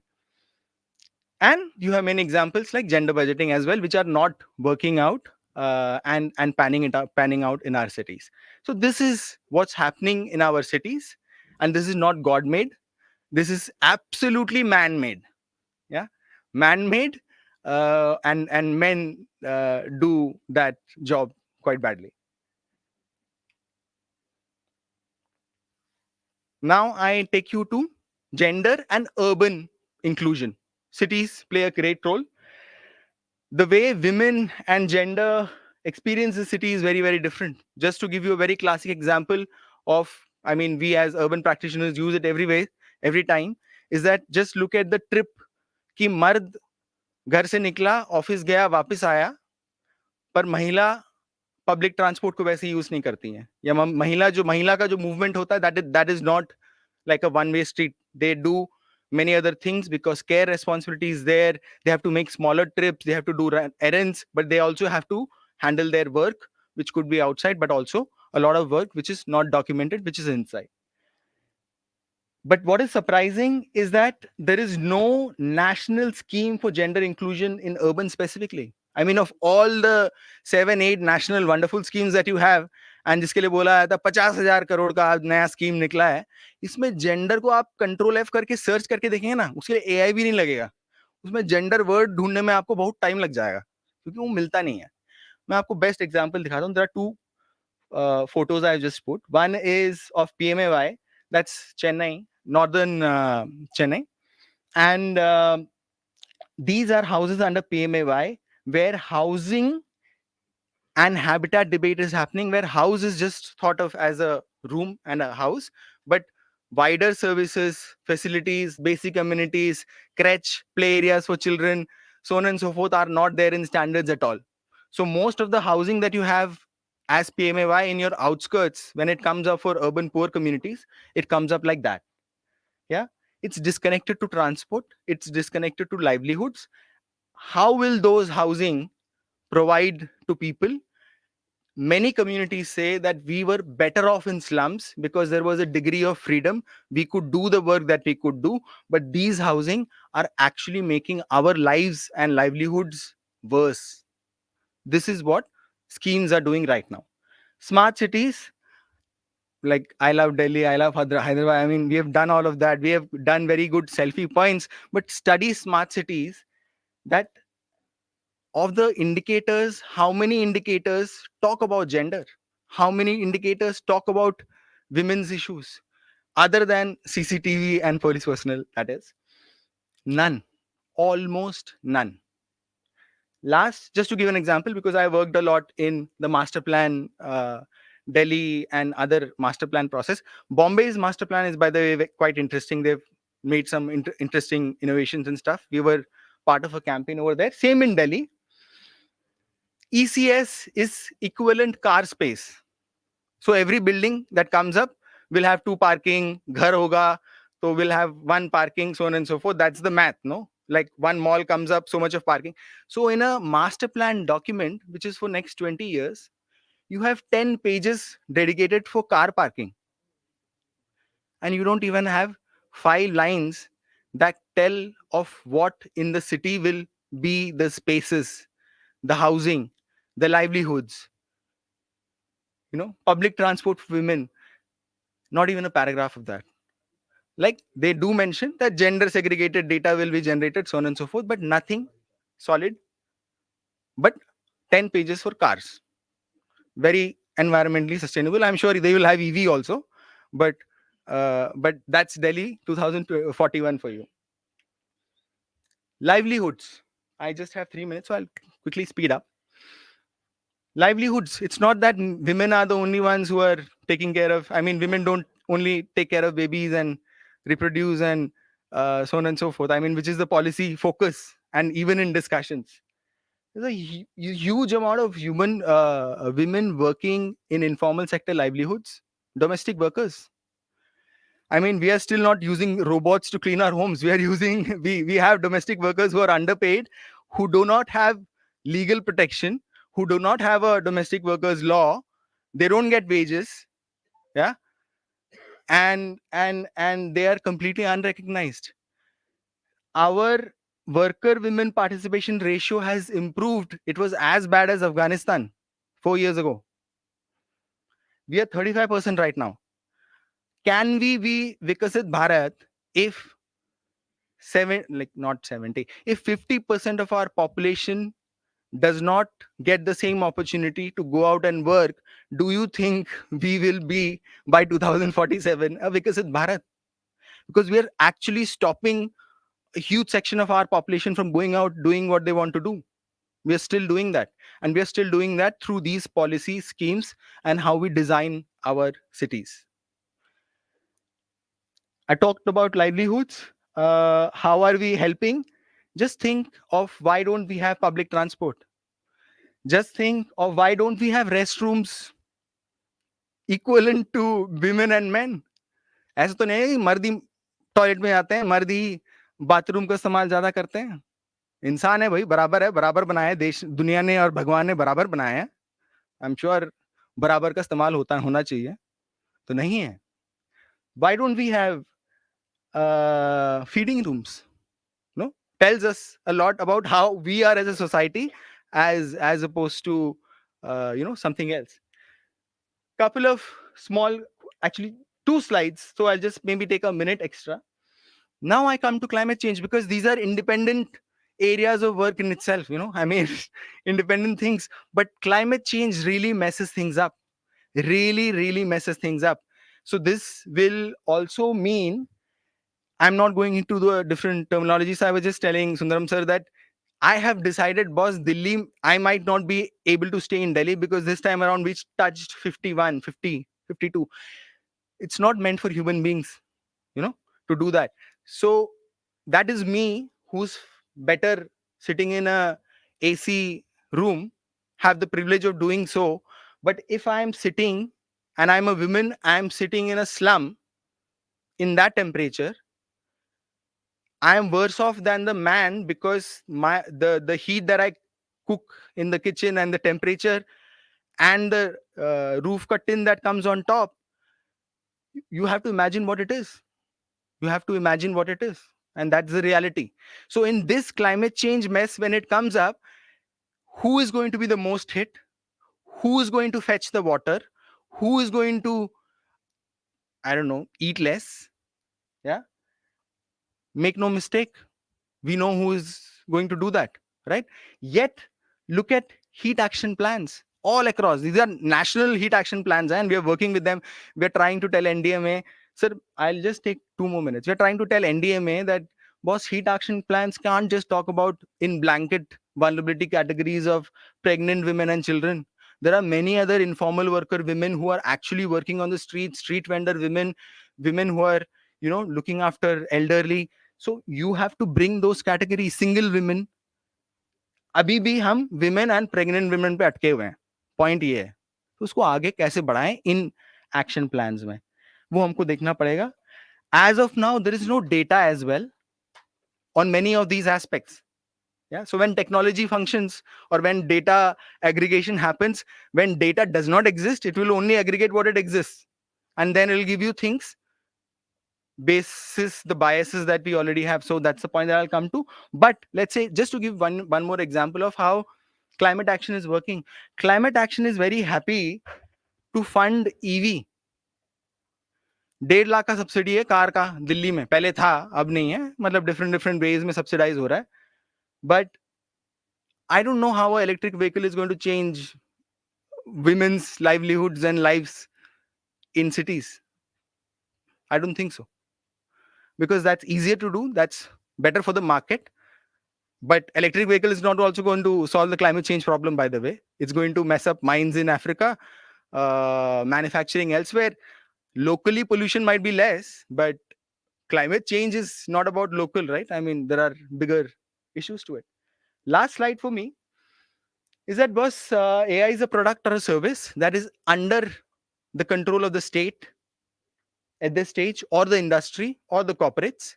But is there any way that this can be democratized in any form or kind? It's not that people will sit and start coding. I don't know if that's possible, great, but at least the use of it, and for what purpose, and who uses it. Just to give you one more example, not far from where we are, Musi river development का कोई solid अभी plan निकला है और solid evictions चल रहा है. उसमें क्लाइमेट चेंज भी आर्गुमेंट है, उसमें अर्बन फ्लडिंग भी आर्गुमेंट है. उस आर्गुमेंट के बेसिस पे लोगों के घर तोड़े जा रहे हैं. लेकिन दिल्ली में बहुत चीज बना है फ्लड प्लेन्स पे, वो तोड़ा नहीं जा रहा है. मैं अभी, if I recount them, it will be a problem, so I'll not do that. But it's AI right now is not even Indian in that sense. So the pictures, I mean, that's a picture. I don't think that's an Indian city.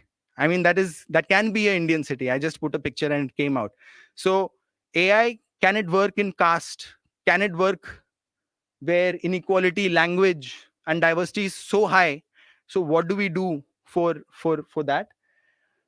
How do we generate data? Because right now, a lot of these informal sector livelihoods, gender data, so on and so forth, data does not exist.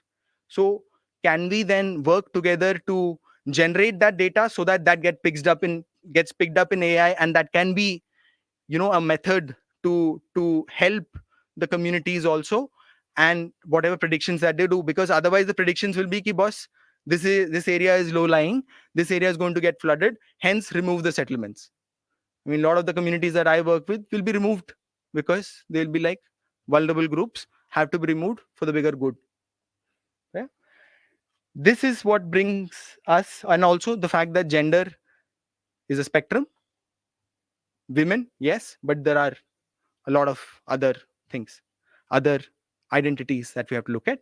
But also, this makes us that hak, hissa, bhagidari is the right share and participation is what is required, and will probably make AI more useful for communities and people. I don't know what is the solution to the bigger challenges of climate change. I mean, we'll all have to figure that out. But this could be the direction we can take. Thank you. I've taken a little extra time, but pleasure to be here. Thanks.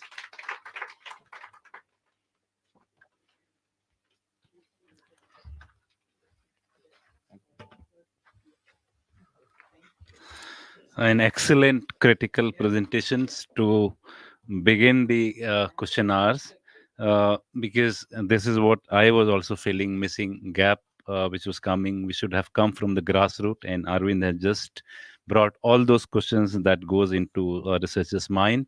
Thank you, Arvind, for putting things into context and how AI is very useful, or how much gender climate mitigations can be addressed in terms of locating gender and AI intersections.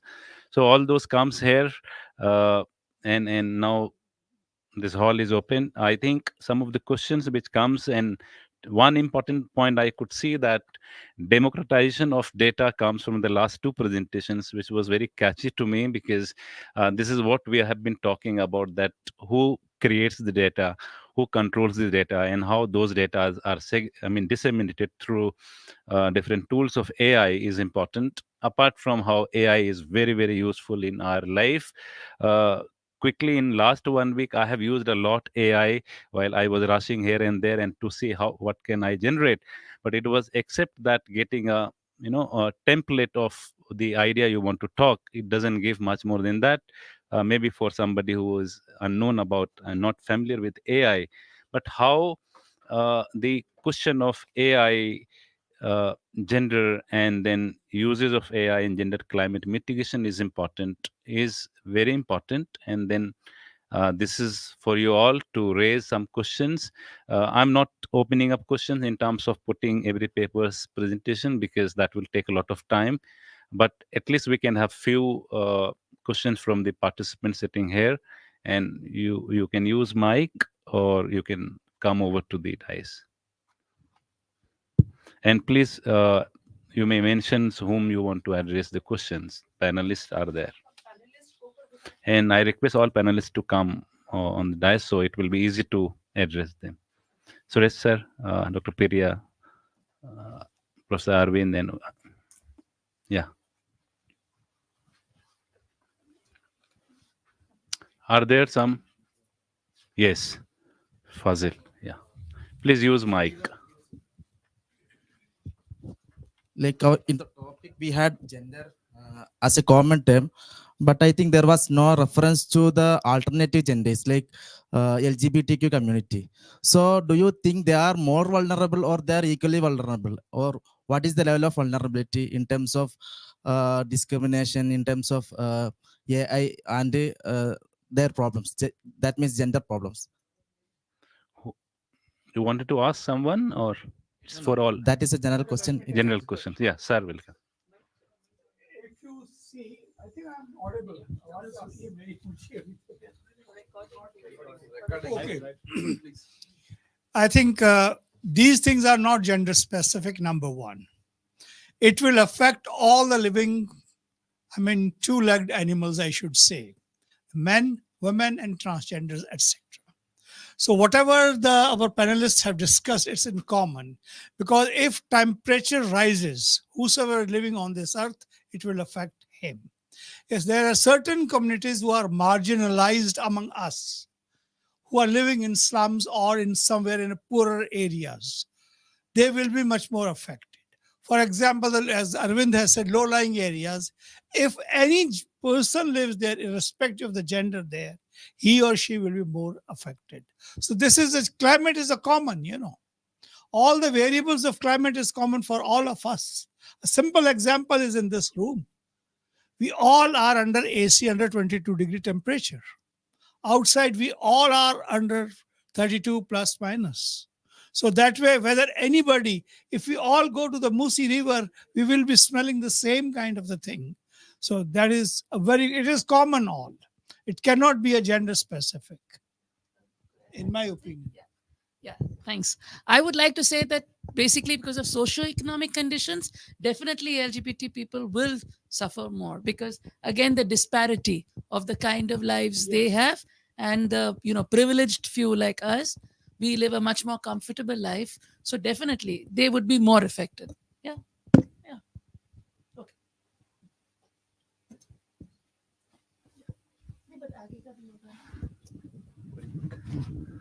Anyone, any other observation? Yeah, Professor Gulshan Habib. Thank you, Dr. Zia. It was very good listening to each one of the speakers here. If I look at the topic, the theme for today's panel discussion, AI, gender, and climate change mitigation, I can understand the role of AI in climate change mitigation, but I'm still at a loss to understand the role that gender plays in climate change mitigation. If it is climate change impact, I can still understand. But if you're talking about climate change mitigation, what is the role of gender? This is again a general observation. If any panelist can reflect upon. Okay. Yeah, Suresh. Yeah. Ma'am, this topic, you have a very nice question, excellent question. It is when we come to climate change mitigation, for example, which area you would like to take? Food is very important. Food is very important. And if food production is one of the targets of this whole society, and if you see the involvement of the women in food production, naturally they will be more affected. That's how. If you see the role of women in housekeeping, in the adverse conditions of climate, they will be more affected. So that's how the gender comes into it. Yes, we do not have the policies where gender involvement is there right from the beginning. कोई नहीं पूछता कि आपको कैसे ये काम करना है, आप पे थोप दिया जाता है. So वहां पर कोई disparity आ जाती है मेरे हिसाब से. Anybody? Yes, sir. Yes, ma'am. Nice question. In gender specific and how the climate change, and you say that how it is mitigated. See that these factors and all, it's a very big factors, not a small subset. Climate is one of the big factor like that.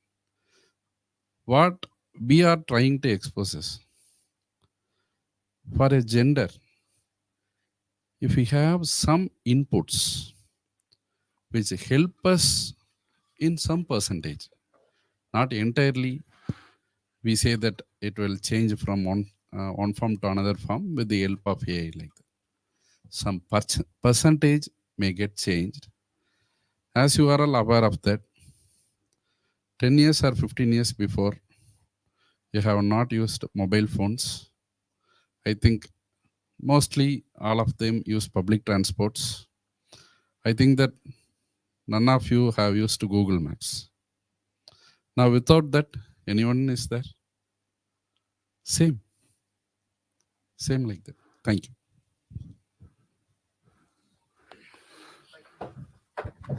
I'm just thinking, Professor, I was just thinking that, look, you can't distinguish or differentiate in that sense from someone being impacted to the mitigation and then the adaptation measures that would be taken.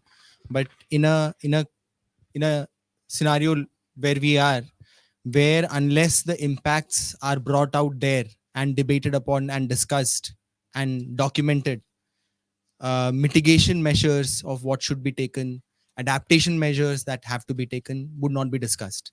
Otherwise, mitigation gets reduced to, if it's pollution in Delhi, I'm just quoting Delhi because I'm coming from there.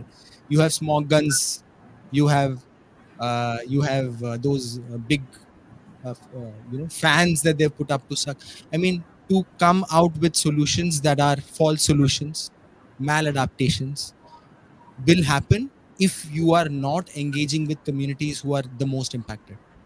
It's always easier to come out with solutions like a EV and say that, oh, we have now 10% EV or 75% EV, so on and so forth. But that is not going to solve the mess that we're in. It is just going to, delay the eventuality of it. That would be one. But also just like a thought on what Sureshji mentioned, and something for the room to also think and debate. Like, so there is technology which has benefited us as people, as humans, and we are we should not be averse to science and technology. Otherwise, we are sitting in universities, right? We can't do that. But technology of how it will impact communities is something that we have to see. And technology, like they say, it's not unbiased. It comes with bias. From this room, it gets taken forward and implemented. But also, I mean, there is this question of like because Bharat has an agenda of youth. Yeah, how many folks are going to lose livelihoods because of AI? Is there any estimate? I can tell at least a lot of our university system and education would be under a major threat or is already under a major threat. I know of lawyers, they don't need lawyers to have cases of 100-year cases, refer karo usko aur kitab se ab tumko, you don't have to draft things. AI is doing like 100 in a second, so what is the impact it's going to have? Just don't look at ki humko usse fayda kya hai. I'm sure there is thing that you can do, but look at how the youth who are already struggling for employment, I mean we all know the numbers, we are not going into that. What is going to happen in the next 5 years? It's going to be a bloodbath unless there is some solid intervention. And I mean, we have the brains here and outside as well, but that also has to be debated, because it's all not how are we going to use it for our benefit, how is it going to hit us also, right? Just a thought that came up. Yeah, I have one point to make here. Yeah. Yeah.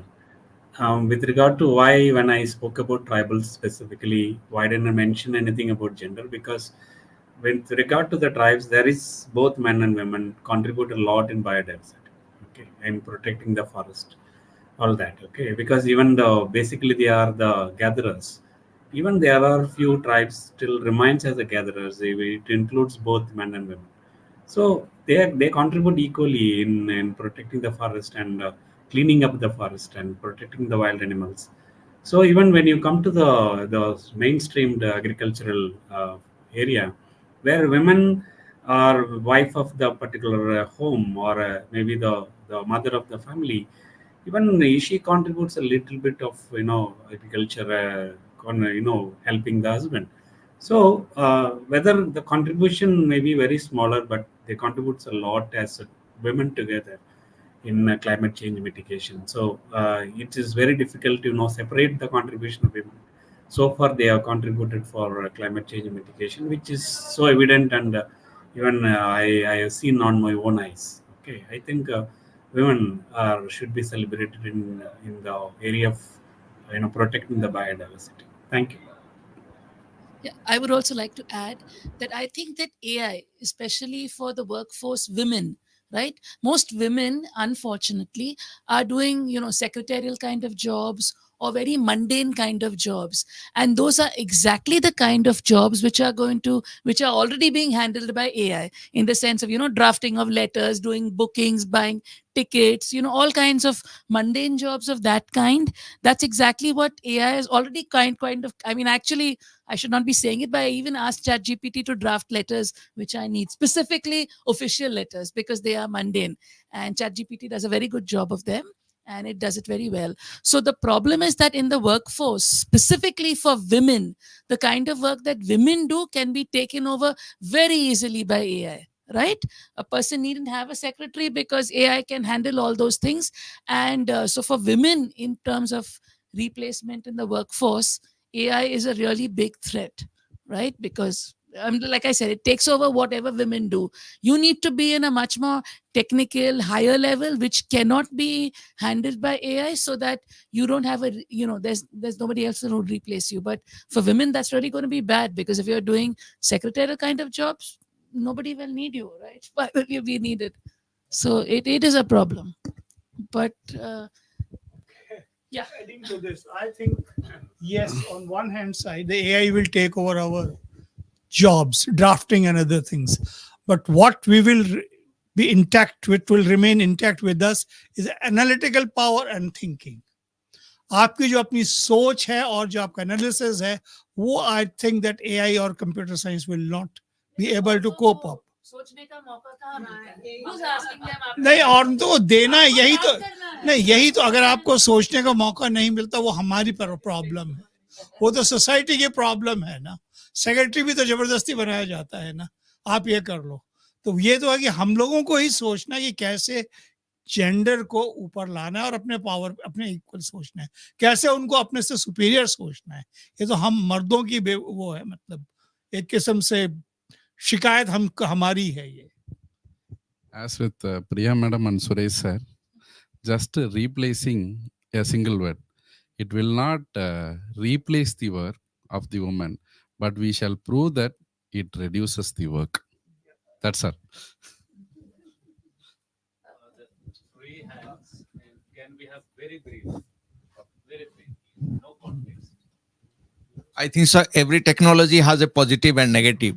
What I feel, the way you are talking about the climate change, all those things, I think so. The AI will be most used in the war situation, because that will be increase the, in terms of heat, in terms of job, less of job opportunity, that type of situation. Because those people who have, they will buy; those who don't have, they will be suppressed and depressed.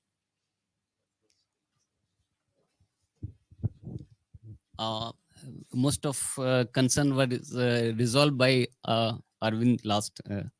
My point is that we are much more obsessed with AI innovation. It's like historically we see that any innovation and technology, we very much obsessed with this. But who is using this technology? AI is much more state-centric, or because we see society is structured in power relation or and action in economic interest. In this context, AI, who is using AI? And the science is much more obsessed with empiricism. You are suggesting a use of AI, but paradoxically we see the society is much more governed by myth and mythology. In this sense, how AI going to resolve the social contradiction and crisis? I mean, in gender context, you are much more talking about ruler. I mean, Arvind, one of sir said about the tribals women. So AI, there, it's not going to empower, but disempower them. One two innovation, silicon baby. Also, the use of robotic robot use in plantation in China. These are innovation is not going to resolve the human problem, but it's also is much more going to make crisis in the society. So how are, as an intellectual or the class, we can suggest or reduce those contradictions and contribute to the society? Anyone can respond to this.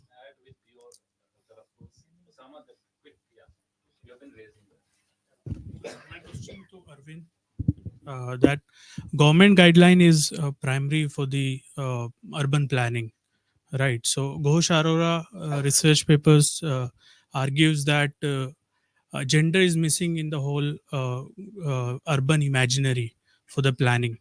According to her, gender component in the smart city is missing. Climate change, mitigation, environment sustainability, technology are the core in the smart city imaginary.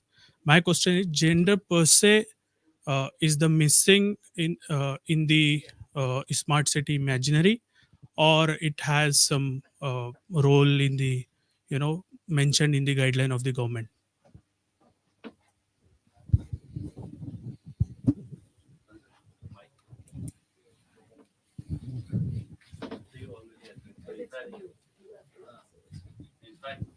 The last question by Osama was like what you were addressing, how gender component is missing, and then, but if you want to reflect upon that, and then, in fact, what Froze was raising, I was thinking he is going to talk about how a state is using in terms of surveillance and controlling, but it went something else. So maybe we can have quick reflections. Dr. Vivekanand's question was also coming up already in the presentations, how we will be losing a lot of employment in future, what Arvind was basically posing.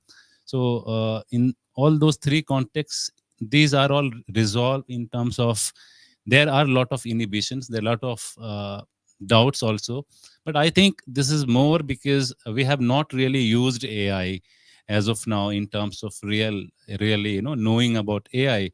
There are huge segregations in the social structure, that those who know about AI, they are very happy, they are very confident, and we could see in the presentations how it will help into climate change mitigations, wherein how gender is into that is the inhibitions, and that I too have been carrying the last 2 months when we started this conference planning. And then where is AI? So I think these are some very relevant questions that we need to carry forward into social sciences research. Very important is that I'm very happy that we had and have people who have been talking about use of AI, but then you also have people who raises the doubts and questions about AI's uses in terms of contextualizing issues of gender and climate change mitigations. So I would learn a lot from what Suresh sir was talking about, the whole agenda, a lot of projects of Government of India talking, the presentation of ICRISAT's projects, and then how it can control various emissions. But then we really do not link those into our daily life. Our daily life is more about looking for livelihood, surviving ourselves, pushing women to do vulnerable jobs, if at all they are doing some job, although they're very less visible. Wherein what is so relevant about astrophysics or computer science projects and then ICRISAT projects to us, I'm not sure how far we link. But then if we recap the whole presentations, it makes a lot of sense to us, a commoner, a student of social sciences, that we have to really be not worried about AI's super dominant, dominating our life. Rather than let us use it by learning, understand the critical point of view. That I am really very happy that that is how I also look at that. When I read urban policies, the everything is there except it doesn't address question of women's and life, you know. So these are the takeaways, I think, from this panel discussions. And I'm sure what Dr. Yasir was raising here, we could not take up his question, that how urban experts locate the question of women, and then in terms of the role. I would give half a minute that yesterday when the expert from Malaysia and Sri Lanka was there in Tamil Nadu, so their presentation was showing a lot of hope. Some of the projects in Malaysia, Sri Lanka, and other parts, they were giving some hope that climate change mitigation is important, but women are playing a lot of role there. It depends on the kind of social structure the society we address. So the kind of social structure we are having in South Asia is really very different, and that demands a lot of rereading, re-understanding, and seeing that those disparities are addressed. So with all those questions and inputs coming into our mind, I think this panel discussion was very useful. I just wanted to bring this panel discussion to an end by not going much more in terms of the time. But if in case you wanted to have, we can have 2 minutes quick or half a minute round, all four panelists, and then we can wind up if you want. Can we ask the request I have?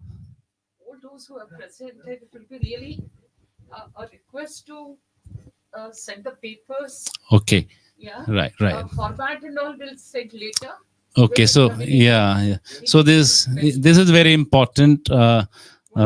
Yes, it's a plea. It's a plea. It's a request that research students will be really very happy to see those draft paper. If all of you can send us, we can put for the students in the university website or also circulate them. And this intersection of gender, AI, and will be useful. But then I'm sure without reading those policies, it will be not useful. So I request all of you to really go through those policies, documents of Government of India, which is hardly we see in our computers as a downloaded material.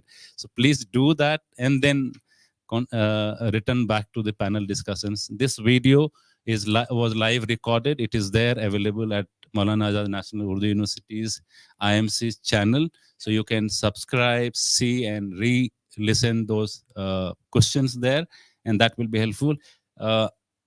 I think we are at a time that we should wind up now this session with an apology to all the panelists, not giving much time. But if we delay, the participants may leave now.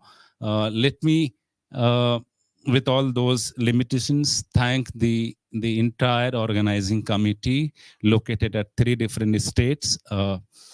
First, let me thank the Secretary President of VET-IAS at Tamil Nadu for taking such a courage of giving all support to the organizing conveners, most especially Logesh Kumar, Dr. Nalaswamy, and the convener Dr. Yashir Asraf, Dr. Kartika, Dr. Ashaq Hussain, myself, Ziauddin, and Professor Shahida from Maulana Azad National Urdu University, where we collaborated academically and we had promised to exchange our human resources here and there.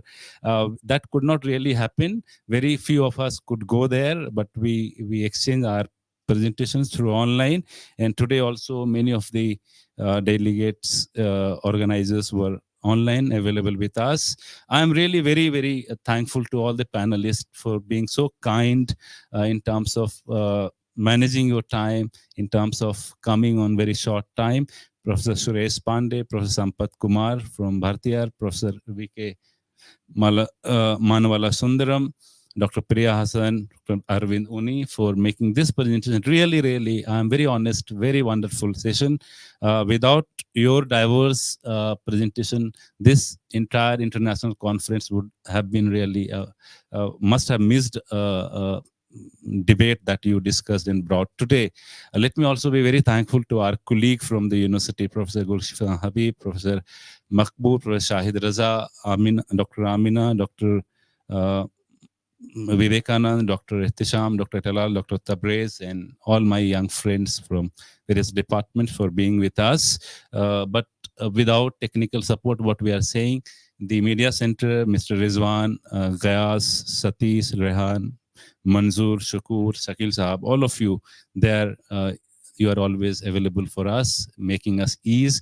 Very comfortable auditorium with recording as an archive on for all these debates. But Amina at the Center for Women Studies, without you, these programs will be very difficult. So you took all the pain. She is there. All my PhD scholars of the department and staff of sociology, Imtiaz, Sheikh, and others. Thank you so much for all of you. I wish that we could have discussion, but many of us will be moving for Friday prayers. But I request others to those who are able to spend some time while walking towards guest house to accompany Professor Rekha Pandey, who has always been a very, very important person in our academic gathering. Professor Rekha Pandey's presence in itself is a source of inspiration for many of us, like who are third generations students of social sciences. Thank you, ma'am, for being here and accompanying the entire panel discussions. I thank everyone once again, and they're online at Erode, Tamil Nadu. Thank you once again, everyone. We close the session now.